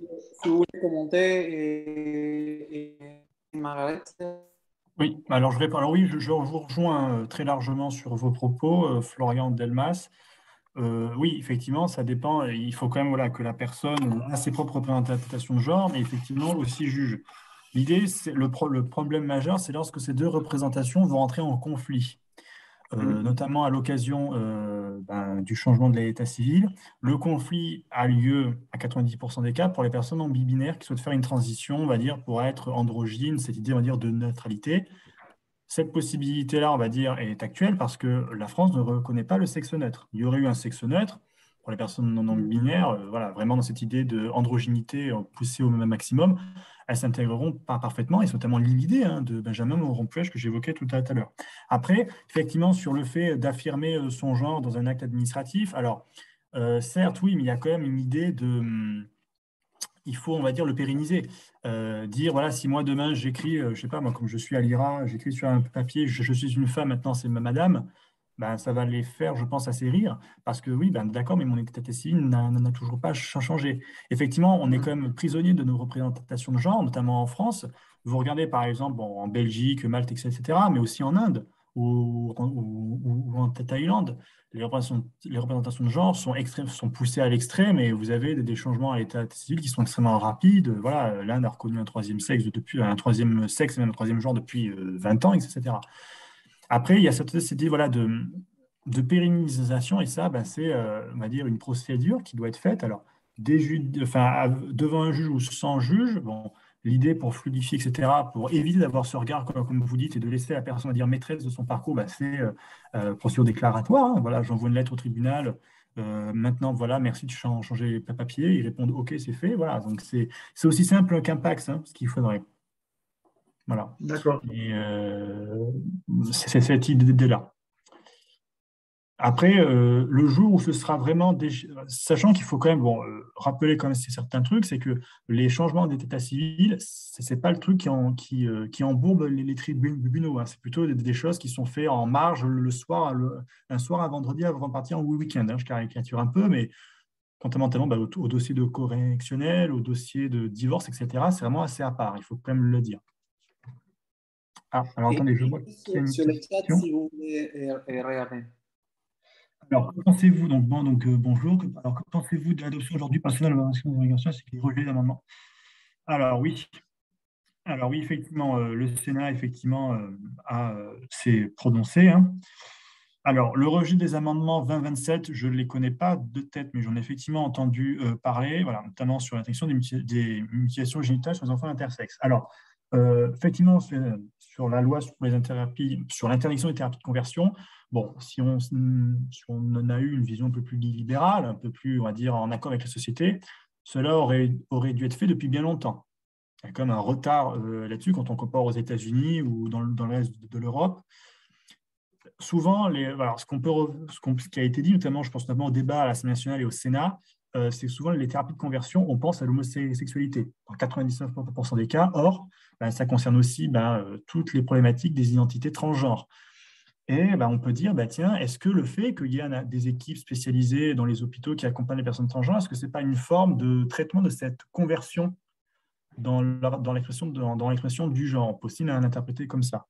Plus précisément, sur les articles 20 et 27, effectivement, peut-être que l'interdiction globale des thérapies de conversion peut être actée dans la société, mais qu'on voit que certains points bloquent toujours. Et là, vous parlez des mutilations génitales sur les enfants intersexes. Dans l'idéal, il ne faudrait pas en faire. Sauf que le schéma actuel de la société, ce n'est pas ça. Il faut que les enfants rentrent dans des cases femmes, hommes, etc. Il est vrai que si la France avait un sexe neutre, c'est le Parlement qui a ce pouvoir-là, les choses seraient beaucoup plus faciles, je suis entièrement d'accord avec vous, ce qui n'est pas le cas. Après, effectivement, les mutations génitales, voilà, c'est un problème là qui est majeur pour les thématiques intersexes. Alors, une deuxième, voir une discrimination. Alors, discrimination, oui, ça dépend du point de vue. Si on est Oui, en ça dépend du point de voilà. vue. Si on est dans une démarche objective, ben oui, on prend un scalpel et on arrange le sexe d'une personne. Effectivement, oui, en plus sur des enfants mineurs. Il faut que, voilà, c'est comme ça le schéma. Après, d'un point de vue subjectif, ben, là, certaines personnes voilà, beaucoup plus conservatrices vous diront, ah ben oui, mais il faut que l'enfant soit une femme ou un garçon, sinon il ne va pas s'intégrer. Voilà, ça c'est le Oui, mais schéma si que je après sors. on augmente la probabilité que ça soit une personne qui fasse un passing, finalement, moi personnellement, je pense que ça serait mieux de laisser grandir la personne avec un sexe neutre, qu'elle puisse après faire son choix conscientisé. Du coup, on aurait moins Oui. de personnes qui seraient dans des choses qui peuvent être parfois un peu difficiles à vivre aussi. C'est ce que je crois. Alors, dans les débats en Belgique, là, comme il y a le projet de loi qui va tomber en 2022, effectivement, là, vous me faites, c'est une excellente remarque, Madame Zeki, puisque, non, mais sérieusement, puisque les personnes, imaginons qu'on fait de la prospective juridique, la Belgique accepte définitivement le sexe neutre. Voilà, c'est adopté, le Parlement fédéral donne son accord. Les bébés qui vont naître en 2023, 2024, etc., ben, s'il y a des personnes intersexes, ben là, peut-être que, peut-être, parce que peut-être ce sera peut-être une déclaration, vont rentrer dans le sexe neutre. Par contre, après, vous avez comme toutes les identités queer, non-binaires, etc., qui vont arriver derrière, qui vont dire, oui, mais moi, peut-être que je demande un changement vers un sexe neutre à l'état civil belge. Donc, effectivement, là, pour les personnes intersexes, l'idée, voilà, que l'enfant grandisse d'abord sur un sexe neutre, jusqu'à, je crois que la majorité était 18 ans en Belgique, je ne sais pas, mais quand c'est à la majorité, il fait le choix. Après, si l'enfant, là, je vais peut-être faire encore une fois de la psychologie, mais si la personne grandit sous un sexe neutre, qu'elle est parfaitement intégrée, que ça pose aucun problème, qu'elle a un travail, etc., et qu'elle travaille bien à l'école, je ne vois pas de raison pour que la personne fasse une démarche pour s'intégrer dans une vision binaire du féminin et dans une vision binaire du masculin. Ça reste encore une fois l'appréciation de la personne concernée. Mais l'idée de choix est très intéressante. Effectivement, c'est un choix. Mais le choix, c'est la personne qui doit l'avoir. Ce n'est pas quelqu'un qui doit décider Oui, parce que à sa place. celui qui décide, quand il se trompe, finalement, il enferme quelqu'un dans Oui, quelque chose qui oui. lui correspond pas. Donc, Parfait. Merci beaucoup. Est-ce qu'il y a d'autres questions? Il me semble que la demande sexuelle enfant vient surtout des parents qui veulent un enfant normal. Oui, je crois que tout le monde va être d'accord avec ça. Et est-ce qu'il y a d'autres questions? Sinon, remarques, commentaires que vous voulez, ou surtout des questions que vous voulez poser pour profiter justement qu'on a une experte ici pour en parler. Sachant que je n'arrive pas, Stanislas, à mettre mon document là avec toutes mes références, je n'arrive pas à le glisser dans la conversation. Donc, je ne sais pas. Et oui, alors, Violette, est-ce que tu oui. peux lui permettre Euh, peut-être il manque un permis, je ne sais pas. non, Je en sais poser un fait, document sur la conversation. je crois que dans le chat, moi dernièrement, j'arrivais plus à glisser des documents Ah, dans le chat. Donc, je pense que la fonctionnalité, elle fonctionne pas forcément. Est-ce que vous voulez le partager? Faire oui, écran? c'est un document classique, hein, donc il n'y Oui, a pas c'est pas de grave, secret. c'est très intéressant.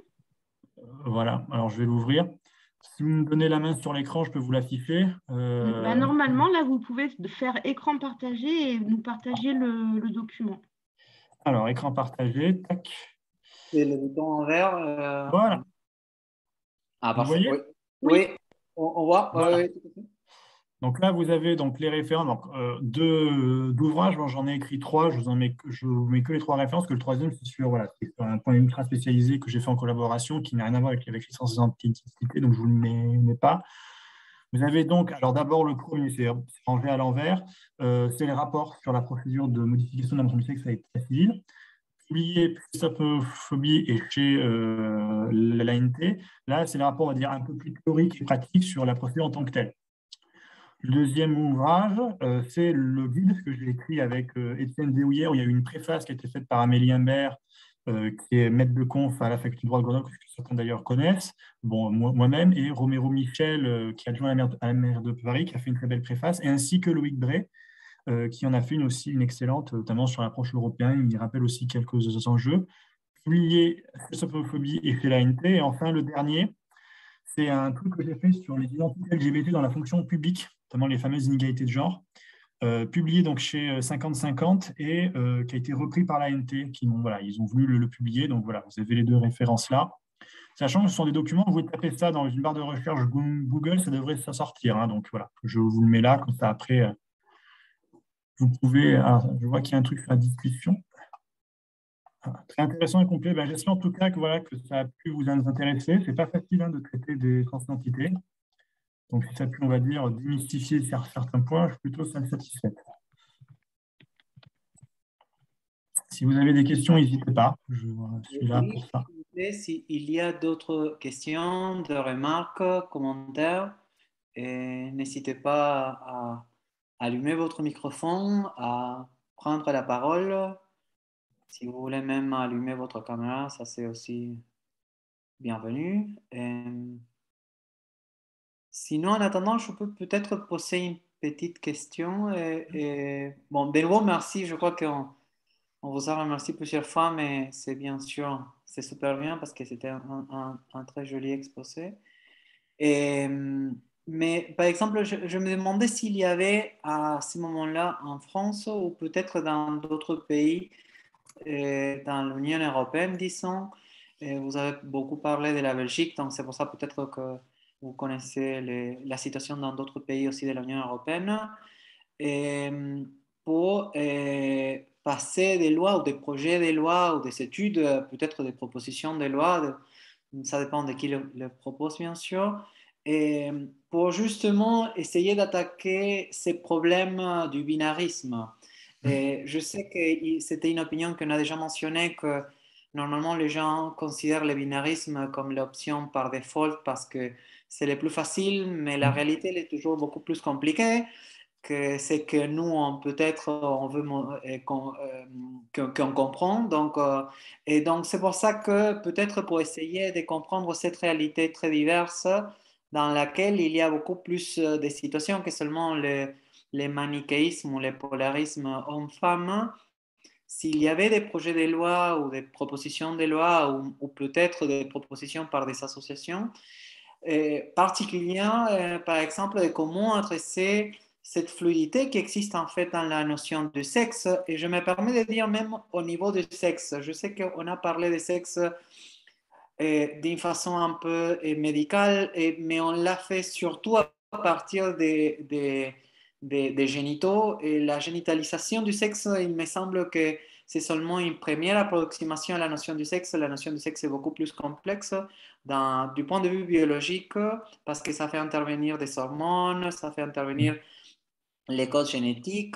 Il y a beaucoup de choses que, je veux dire, le sexe n'est pas seulement déterminé même par avoir les chromosomes XX ou XY, mais ça on le sait même du point de vue biologique, que les chromosomes comme ça seulement ne déterminent pas seulement. La notion de sexe est une notion beaucoup plus complexe dans laquelle il y a beaucoup de facteurs qui interviennent. Et même si les médecins, la première chose qu'ils font, c'est regarder seulement les génitaux des bébés pour décider le sexe.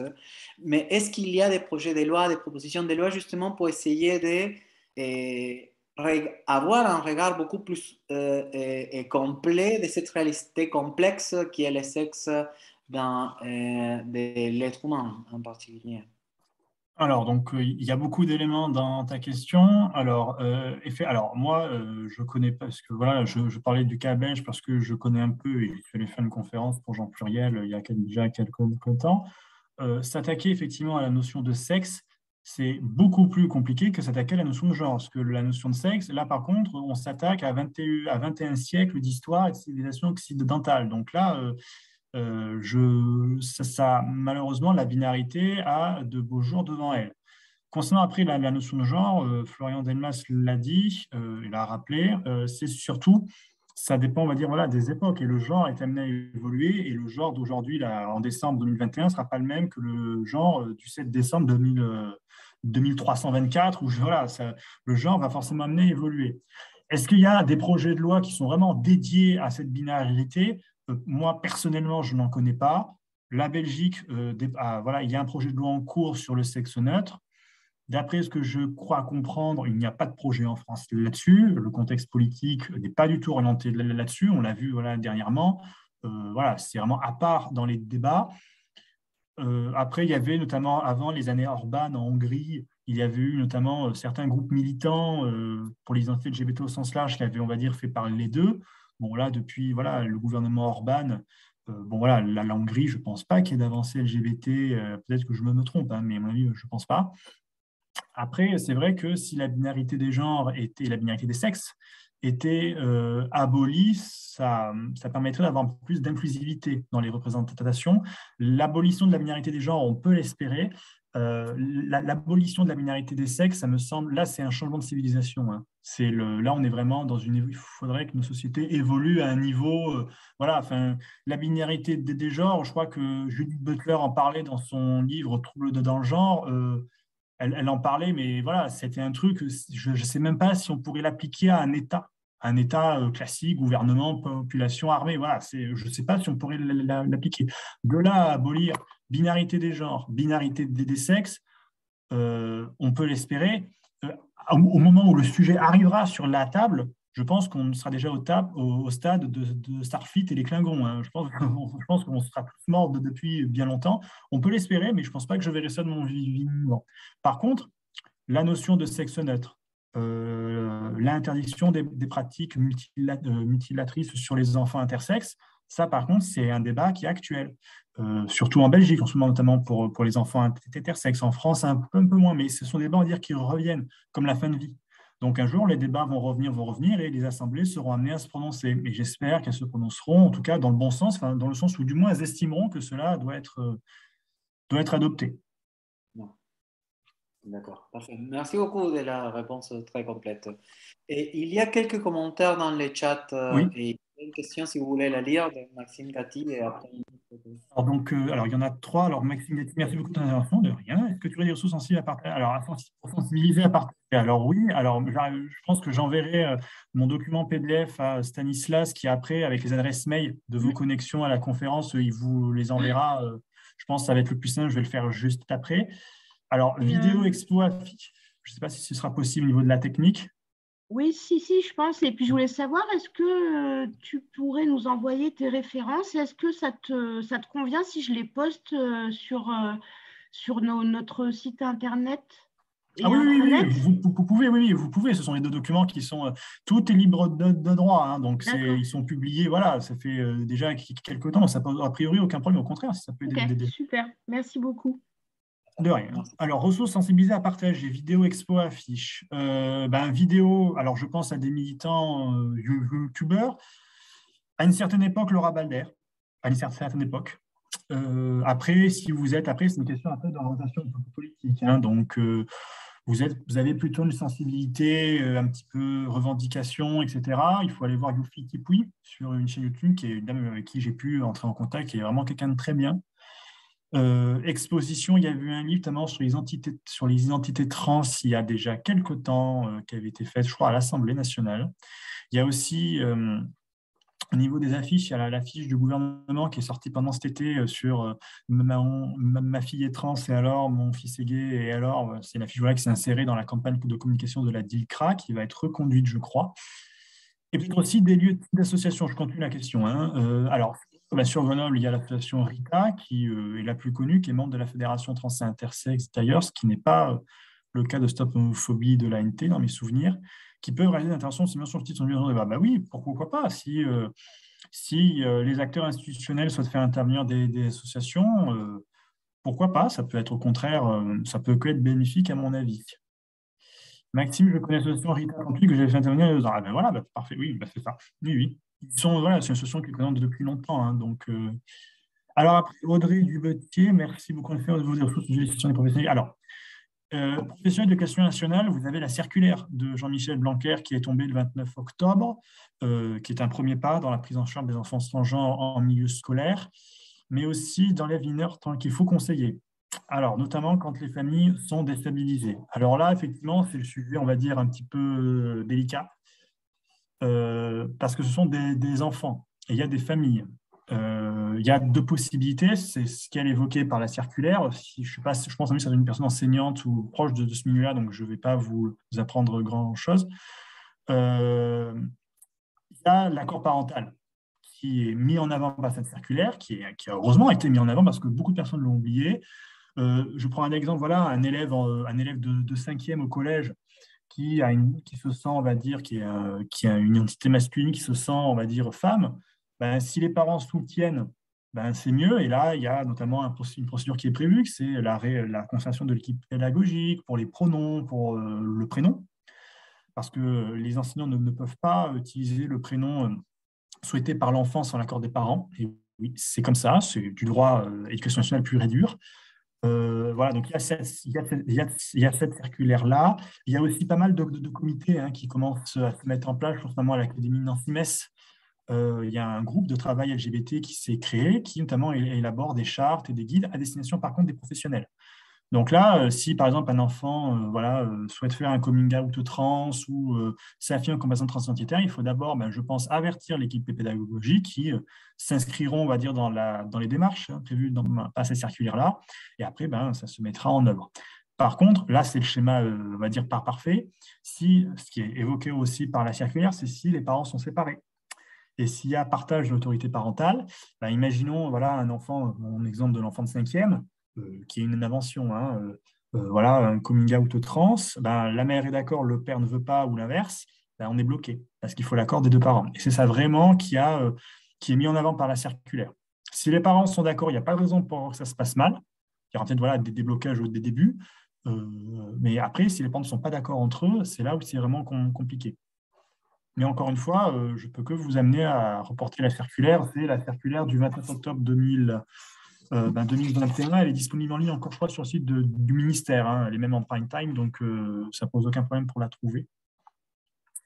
Alors, Maxime Gatti, merci beaucoup. De rien. Ça fait aussi de me transmettre par mail. Oui, donc là, voilà, j'enverrai ces références-là à Violette et à Stanislas qui vous les enverront après. Ça ne pose aucun problème, ils pourront aussi les publier. Une référence, Alexandre. Oui, Alexandre, oui. Il a un compte LinkedIn qu'il alimente assez régulièrement. Je pense à ça aussi, c'est un des noms les plus connus. Vous avez aussi, alors pour les plus littéraires, vous avez Paul B. Preciado qui a écrit 2 bouquins, Voyage sur Uranus, qui a été primé il n'y a pas si longtemps que ça, que j'avais lu dans le train pour aller en Belgique, je m'en souviens encore. Vous avez après Anne Fausto-Sterling, Les Saints Sexes. Vous avez le livre, alors ça c'est un peu plus psychologie, mais vous avez aussi le livre de François Séroni. Vous avez notamment des ouvrages universitaires dessus. Je pense à une thèse qui est en cours de finalisation, qui va sortir dans pas si longtemps que ça. Voilà, oui, Alessandra Arnaud, c'est les références qui viennent. Voilà. Après, vous avez aussi le livre de Judith Butler, Troubles dans le genre, où là, par contre, ça reste, c'est le best-seller. Pour l'avoir lu, vous avez 3 avertissements lecteurs au début, attention, problématique de traduction, etc. C'est la Bible du genre en général, il faut la comprendre. Parce que c'est sacrément ardu, il faut lire ça à jeun. Je recommande. Mais je crois qu'il y a des petites vidéos, notamment Yufi Tipui avait fait ça, je crois que sur le genre en général, où elle reprend quelques grandes notions de Judith Butler, qui est une professeure accomplie, elle est agrégée, on est chez Harvard et Princeton, donc c'est parfaitement fiable. C'est aussi le nom le plus connu. Après, si vous souhaitez avoir notamment les anciennes pratiques des transidentités, c'est regrettable de le mentionner là, mais il y a une question aussi de probité à avoir une neutralité. Vous avez après tous les anciens ouvrages qui traitaient des transidentités avant 2016 et même avant 92, notamment Colette Chilan, qui changé de sexe et a fait un livre qui, on va dire, a des propos assez violents contre les personnes transgenres. Mais ça reste, si vous souhaitez voir comment ça se passait avant, c'est un livre à lire. C'est pas agréable, mais ça permet d'avoir une idée. Voilà. Merci beaucoup, parce que beaucoup de références, donc ça c'était super bien. Et est-ce que d'autres personnes, sinon des commentaires ou des questions, ou je ne sais pas, faire des remarques, s'il vous plaît, n'hésitez pas. Ouais, j'avais juste Stanislas, le temps que d'autres personnes J'avais juste une interrogation, moi c'était pour faire le rapprochement avec notre milieu étudiant. Est-ce que tu sais comment accompagner les étudiants dans la transidentité? Est-ce qu'il y a beaucoup d'universités qui permettent d'utiliser le prénom d'usage, de changer sur sa carte d'étudiant, je ne sais pas comment on dit. Est-ce qu'on dit prénom? On dit prénom d'usage, c'est le prénom qu'on fait utiliser aux personnes. Est-ce que les procédures pour les universités sont en place ou pas? Parce que je pense qu'elles sont assez peu en place finalement. Et je pense qu'il y a beaucoup d'étudiants qui ont du mal au niveau des services de scolarité à faire modifier en fait leur prénom sur leur carte d'étudiant. Je voulais savoir ce que tu en pensais et si tu avais un petit peu des informations par rapport à ça. C'est à moi, je suppose que c'est à C'était Maxime. plutôt, oui, c'était plutôt à Maxime Margaret, oui. Comme tu as mentionné Stanislas Rollet, donc tu as dit tout ça, c'est bon. Ah. Alors, je Mais vais... tu peux répondre, Stan, si tu veux. Ah oui, Désolé, c'est un peu tard. Non, non, c'est pas grave. Alors, Ouais. effectivement, alors pour le prénom alors on dit prénom, hein, enfin prénom d'usage, on le dit. Alors, pour être extrêmement général, et après je rentrerai dans le cas particulier, vous avez deux cas en fait. Soit la transition juridique n'a pas été faite, soit elle est déjà faite. Si l'état civil, le changement d'état civil n'est pas encore intervenu, ben là, on est dans, par exemple, là, c'est ma situation actuelle. Il y a une discordance entre mon identité, enfin mon sexe assigné à l'état civil, mon expression de genre dans la réalité. Au niveau du prénom, au niveau du prénom d'usage, je crois que ça peut se modifier, mais ce qui va poser problème, là, je parle vraiment entre guillemets, je marche sur des œufs, c'est au niveau de l'INE. Votre numéro d'identification Éducation nationale, enseignement supérieur et de la recherche depuis très longtemps, c'est votre numéro d'INE qui enregistre justement votre bac et tous vos diplômes qui est associé. Ouais, et c'est justement ça qui est extrêmement complexe. Je pense qu'au niveau du prénom, au niveau de l'usage, sur le faire afficher sur une carte d'étudiant, je pense que ça peut se faire, ça ne pose, moi, à mon avis, aucun problème. Par contre, pour les examens, et là, je tiens bien à le dire, c'est un avis personnel, c'est vraiment une position. Donc, vous n'êtes pas de la partager. On est dans un pays libre, hein, donc voilà. Jouez pas avec le feu pour les examens. Moi, par exemple, j'aurais pu dire maintenant c'est Maxime Margaret, ou alors je vous fais un procès. Je ne l'ai pas fait parce que si on change notamment la dénomination de l'état civil, enfin, si justement on ne touche pas à l'état civil, mais qu'on souhaite que ça apparaisse sur un diplôme, ben d'accord, mais le diplôme risque, enfin, à mon avis, il y aura un problème de reconnaissance et le diplôme ne pourra pas être signé. Donc, ce qui se fait en pratique, et là je pourrais être beaucoup plus à l'aise, c'est que soit vous faites votre changement d'identité, enfin votre SEC pendant vos études, et là après, ben, vous faites enregistrer votre nouvelle identité, enfin votre sexe auprès des études de scolarité avec les preuves, etc., du tribunal, soit vous attendez d'avoir passé tous vos diplômes, certes sous votre ancienne identité, voilà, sous votre ancien sexe, et après, une fois que vous avez le SEC, vous demandez à l'université de vous changer tout 5 ans, 10 ans après, c'est faisable. Ça reste voilà, les deux options. Bon, moi, en pratique, ce que je peux conseiller, c'est le prénom d'usage, voilà, par les enseignants. Enfin, moi, je n'ai jamais eu de problème, en tout cas à la faculté de droit. Tout le monde m'appelait Maxime Margaret et me genrait au féminin. Je n'ai pas eu, moi, de problème. Enfin, il y en a quelques-uns, mais voilà, c'était plutôt des imbéciles, donc il ne faut même pas en parler. Voilà, je n'ai pas eu de problème vis-à-vis du corps enseignant. Par contre, sur mes diplômes, c'est marqué Maxime Laurie. Mais ça veut dire que le numéro INE, il code le sexe. Je crois que, enfin là, il faudrait se renseigner auprès des personnes vraiment spécialisées, mais le numéro INE, c'est comme le numéro de la sécurité sociale. Il ne faut pas se planter. Donc, moi, apparemment, il est même utilisé pour Parcoursup. Enfin, oui, il va suivre tout le cursus. C'est pour ça que j'en parle.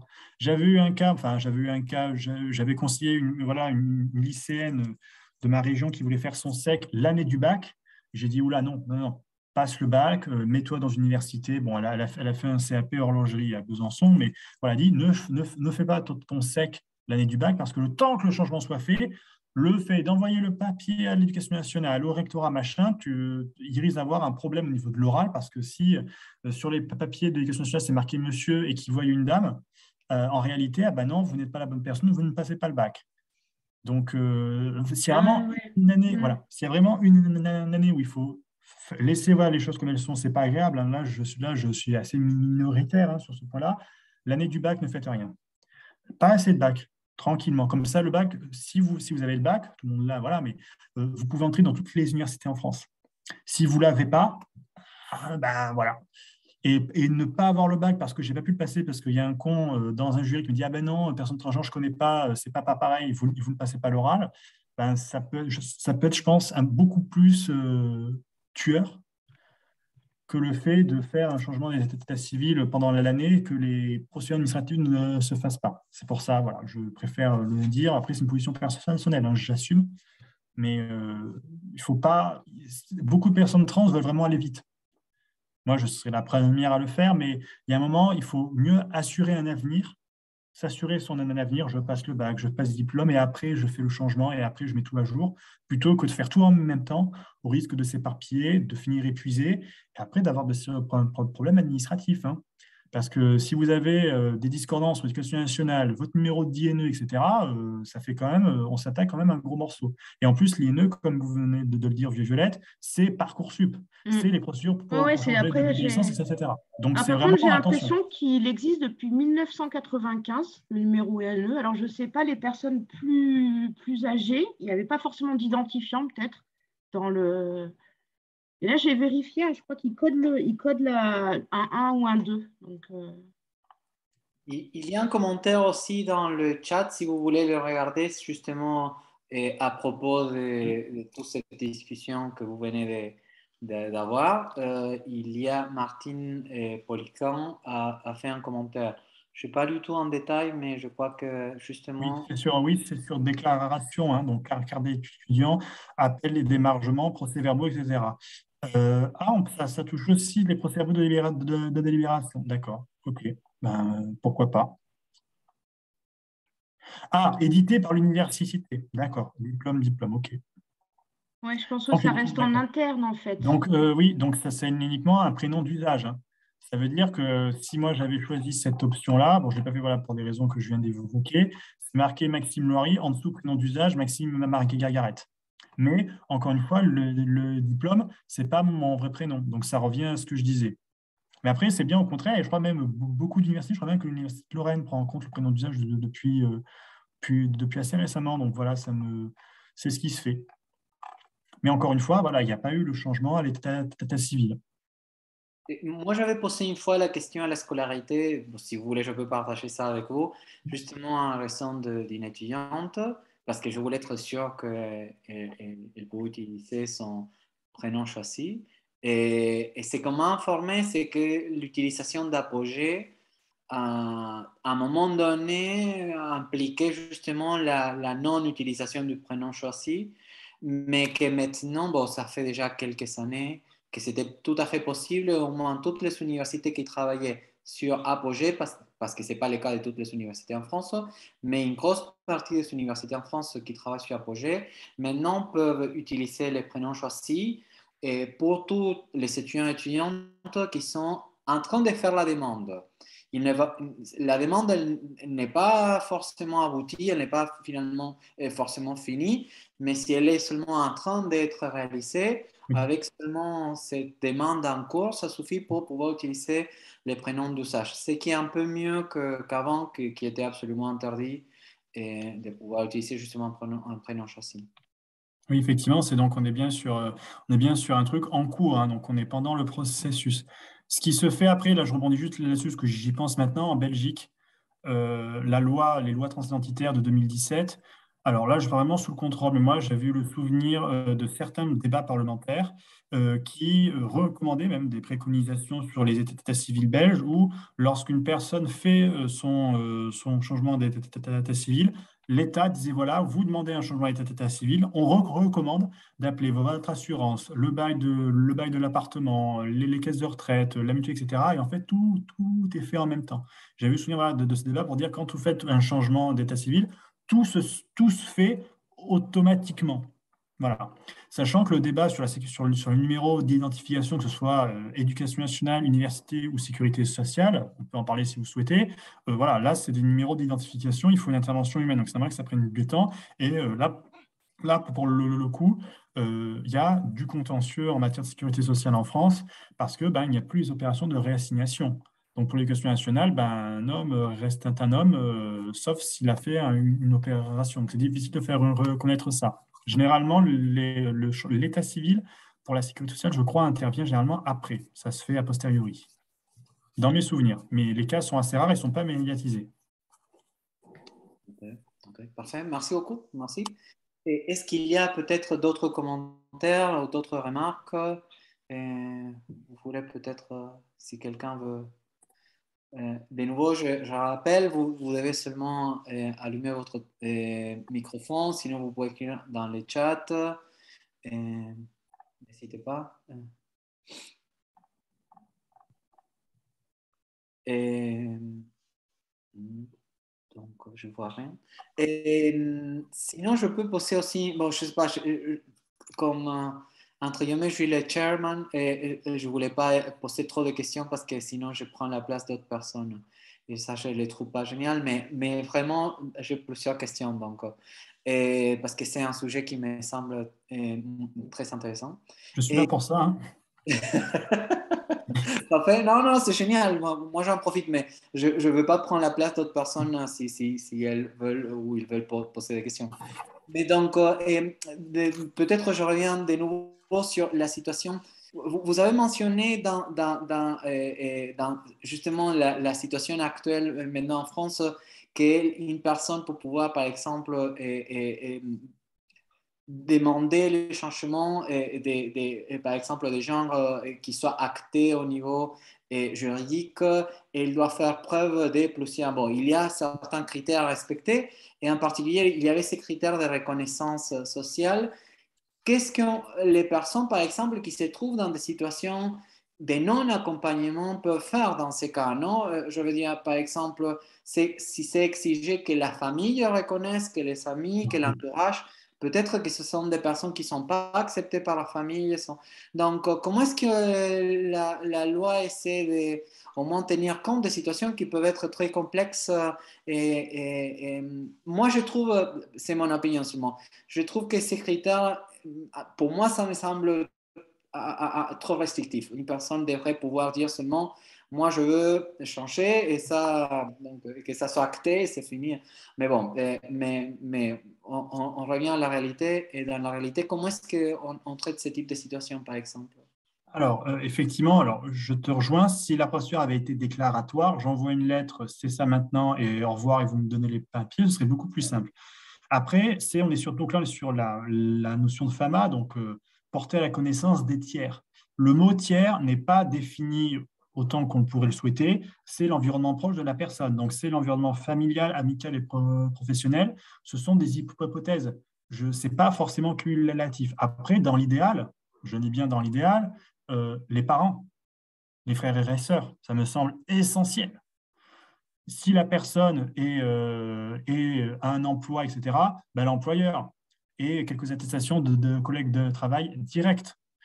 Après, au niveau amical, ben, si la personne est membre d'association, je ne sais pas moi, de lecture, de boule ou ce que vous voulez, ben, attestation du président pour dire que c'est fait enregistrer voilà, sous la mention sexe féminin ou masculin et que le prénom d'usage, c'est ça. Après, pour les cas où les personnes sont en rupture familiale, ne sont pas insérés dans des schémas de relations amicales avec des personnes et qui sont sans emploi. C'est le cas notamment, c'est un débat actuel, hein, des personnes migrantes qui demandent l'asile en France sur les fondements notamment du respect de la persécution liée à leur homosexualité, etc., etc., transidentité aussi. Là, on passe par le droit d'asile et là, quid de l'analyse des deux dossiers, il faut le prouver. Il faut prouver que vous êtes menacé dans votre pays. Et là, soit les personnes sont en rupture totale de lien avec leur famille au pays, soit par manque de moyens de communication ou parce qu'elles sont en pays en guerre. Je pense notamment lorsqu'il y a eu l'arrivée des talibans ou en Irak dans les années 90, ou même dans l'effondrement des pays du Maghreb du Nord il y a quelques années déjà, les moyens de communication avaient été rompus. Donc, c'est difficile d'avoir des preuves. Encore une fois, je pense au niveau asile au niveau du droit de persécution en raison de l'homosexualité, enfin sur les LGBT, etc., on est sur des cas quand même relativement assez rares. Et là, par contre, on est sur des cas extrêmement restrictifs. Et c'est la question de la preuve. Par contre, le débat où c'est vraiment ultra complexe, et là, je peux vous donner un exemple, c'est sur les travailleuses du sexe transgenre. Parce que là, par contre, j'imagine, je prends un exemple, mais que je connais, voilà, que j'ai eu l'occasion de connaître dans le cadre de mes travaux, une travailleuse du sexe trans, donc femme trans, travailleuse du sexe, a fait un premier dossier de changement d'état civil en disant voilà, je suis parfaitement inséré, famille sont d'accord, les amis parfaits, pour professionnels aussi. Je vous verse en pièce jointe, elle avait mis, je crois, une quarantaine d'attestations de ses clients. De ces clients qui disent voilà, je veux voir parce que j'aime les femmes trans, etc. Elle m'avait montré des attestations qui étaient vraiment border. Et là, par contre, la jurisprudence est extrêmement stricte et ça ne marche pas dans ce cas-là. Les travailleuses du sexe trans, si vous faites un changement d'état civil, ne marquez pas que vous êtes travailleuse du sexe. Hein. Là, c'est rédhibitoire pour la jurisprudence. Et on a remarqué, notamment, il y a une étude qui avait été faite, alors en France, ça date un peu, je crois que ça avait 2017 ou 2018, des cas de TDS, c'est l'abréviation, trans, qui avait fait des demandes, était voilà, dans une pile de dossiers. On remarque que lorsque les juges étaient arrivés à ce dossier-là, tout le reste a été refusé. Parce que justement, oh là là, on cache, etc. Et après, ça donne des questions un petit peu abruptes et assez dérangeantes lors des auditions en chambre. On dit, voilà, est-ce que vous êtes déjà prostitué? Est-ce que vous rencontrez beaucoup d'hommes ou de femmes? Quelle est votre sexualité? Et ça, par contre, la sexualité, dans les conditions que je vous ai dit, dans l'article 61-5, elle ne rentre pas du tout en compte, hein.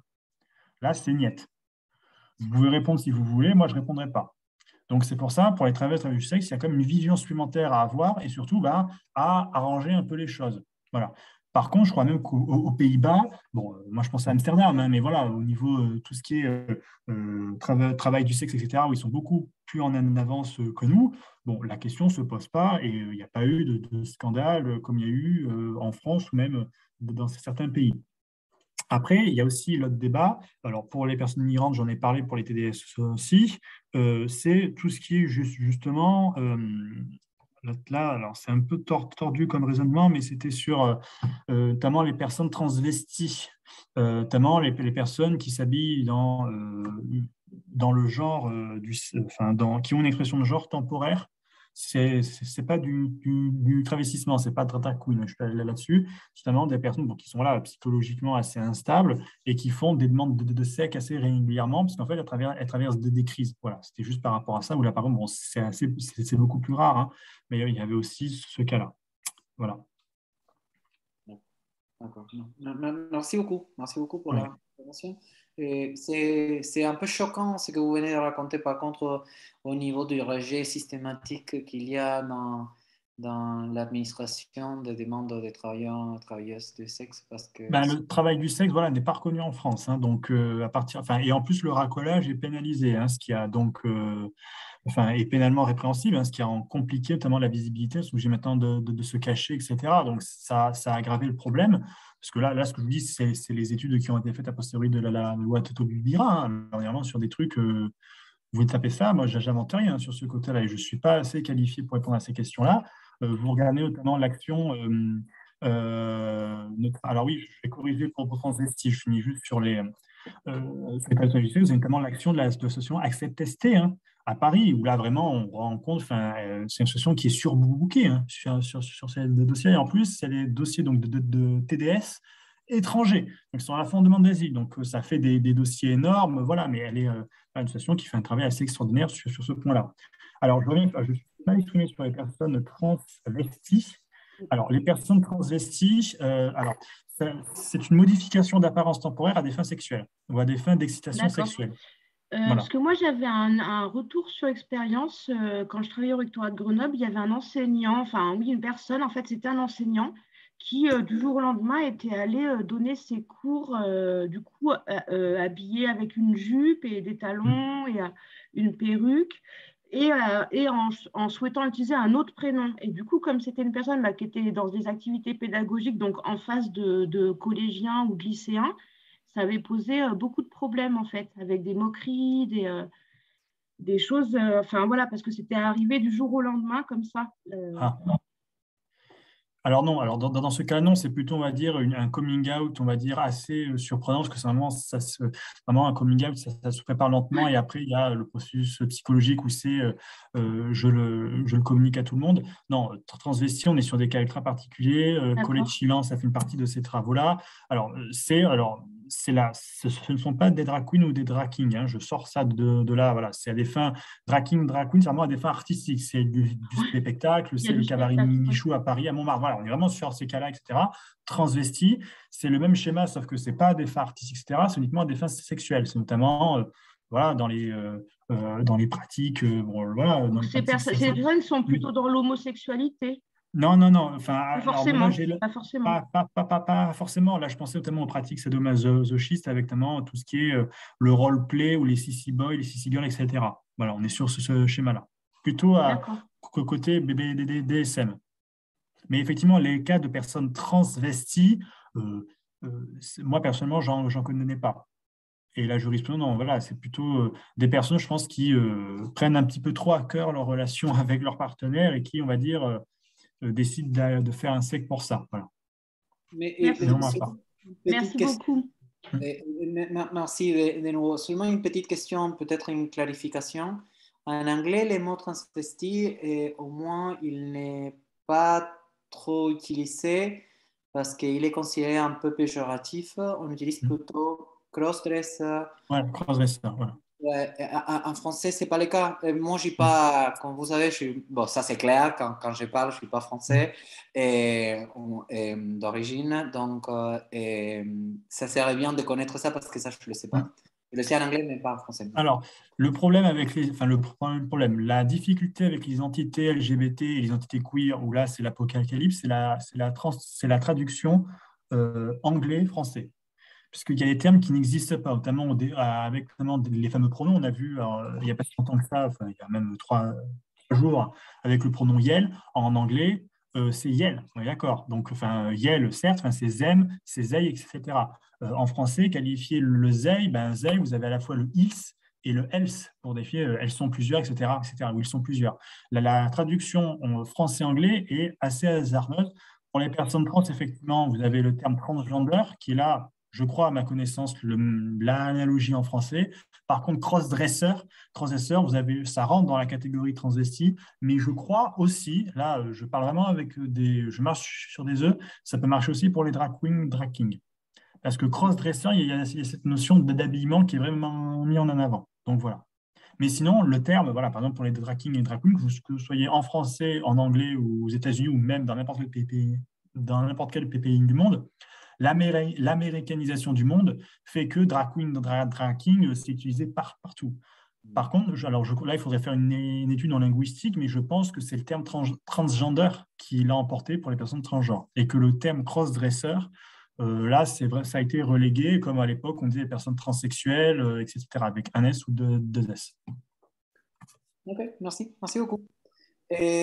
Bon, je ne sais pas s'il y a d'autres questions, des commentaires ou des remarques. Moi, j'avais juste une Oui. dernière remarque pour Maxime Margaret par rapport à tous ces termes que, du coup, vous connaissez très bien parce que vous êtes spécialiste du domaine, mais pour les personnes qui connaissent moins bien tous les termes que vous avez utilisés, enfin voilà, tous ces termes, est-ce qu'il existe des lexiques en fait qui sont un peu généralistes et qu'on pourrait, proposer?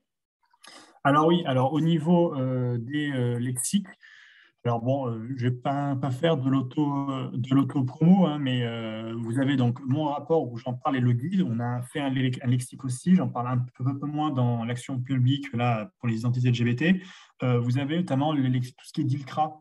On a le plan France LGBT+, qui est en cours 2021-2023. C'est, on va dire, l'application du plan Moreno en faveur des personnes LGBT, où là, vous avez un lexique. Sinon, vous avez tout ce qui est lexique, je pense à l'association SOS Homophobie, Stop Homophobie en a un, l'ANT aussi. Bon, la DILCRA, ça reste la référence absolue. Je vous invite quand même à vous méfier de certains lexiques, alors pas de ces institutions qui ont été faits il y a très longtemps. Notamment, moi, j'ai eu le cas, j'ai vu voilà, un glossaire voilà, d'une grande administration en France où en fait, c'était toujours les termes transsexuels, travestis, etc., qui étaient toujours employés. Donc, ça n'a pas été mis à jour. Donc, au niveau des glossaires, n'hésitez pas à prendre ceux qui sont le plus récents possible. Pour moi, c'est maximum 2019. Hein. D'accord. Voilà, il faut faire vraiment attention aux termes. Après, voilà, vous allez sur le site de la DILCRA, ça pose aucun problème. Vous avez aussi, je pense là maintenant, à l'association L'Autre Cercle, qui a sorti un glossaire et une charte LGBT il n'y a pas si longtemps que ça. Ils ont même fait un lexique, je crois, propre pour le management en RH lorsqu'il y a une personne transgenre dans l'équipe, qui est d'ailleurs très bien, où là, il définit, etc. Mais c'est vraiment une approche de base. Ce n'est pas une définition sémantique comme pour me avoir. Voilà. Merci beaucoup. Ouais. Bon, je crois que s'il y a plus de questions, je crois que c'est plus le cas. Je crois qu'on peut remercier Maxime Margaret beaucoup vraiment de cette intervention. Vous pouvez réagir avec, donc je suis en train d'applaudir avec, parce qu'il y a des réactions donc en bas à côté donc c'est le dernier bouton en bas à droite. Et donc, merci vraiment beaucoup de cette intervention qui était très complète et très informative et très intéressante aussi. Et, et merci aussi à tous et à toutes de votre participation ici, et qui aussi est super intéressant. Et, et donc, j'espère vous revoir lors de la prochaine séance du Café Égalité. Oui, Et, ça sera le 11 février 2022 et on essaye d'aborder le thème des femmes et sciences, les femmes et la science, les filles et la science. Je crois que c'est la journée nationale des femmes de science et on va essayer de faire coller notre moment avec cette journée-là. parfait, génial. Violette, Merci beaucoup, merci infiniment Stanislas. merci Et tous. puis Maxime, Margaret, merci beaucoup, c'était vraiment très intéressant. Merci à vous. J'espère que ça a plu et que ça permet, on va dire, d'avoir une approche globale et surtout intéressante. Voilà. Je vous Oui. enverrai mes références et après les organisateurs y diffuseront. Voilà, tout est publié en ligne, hein, donc il n'y a aucun Parfait. point qui soit diffusé. Merci beaucoup. Donc, et seulement pour dire, tu peux arrêter si tu veux, Violette, l'enregistrement. D'accord. Et donc,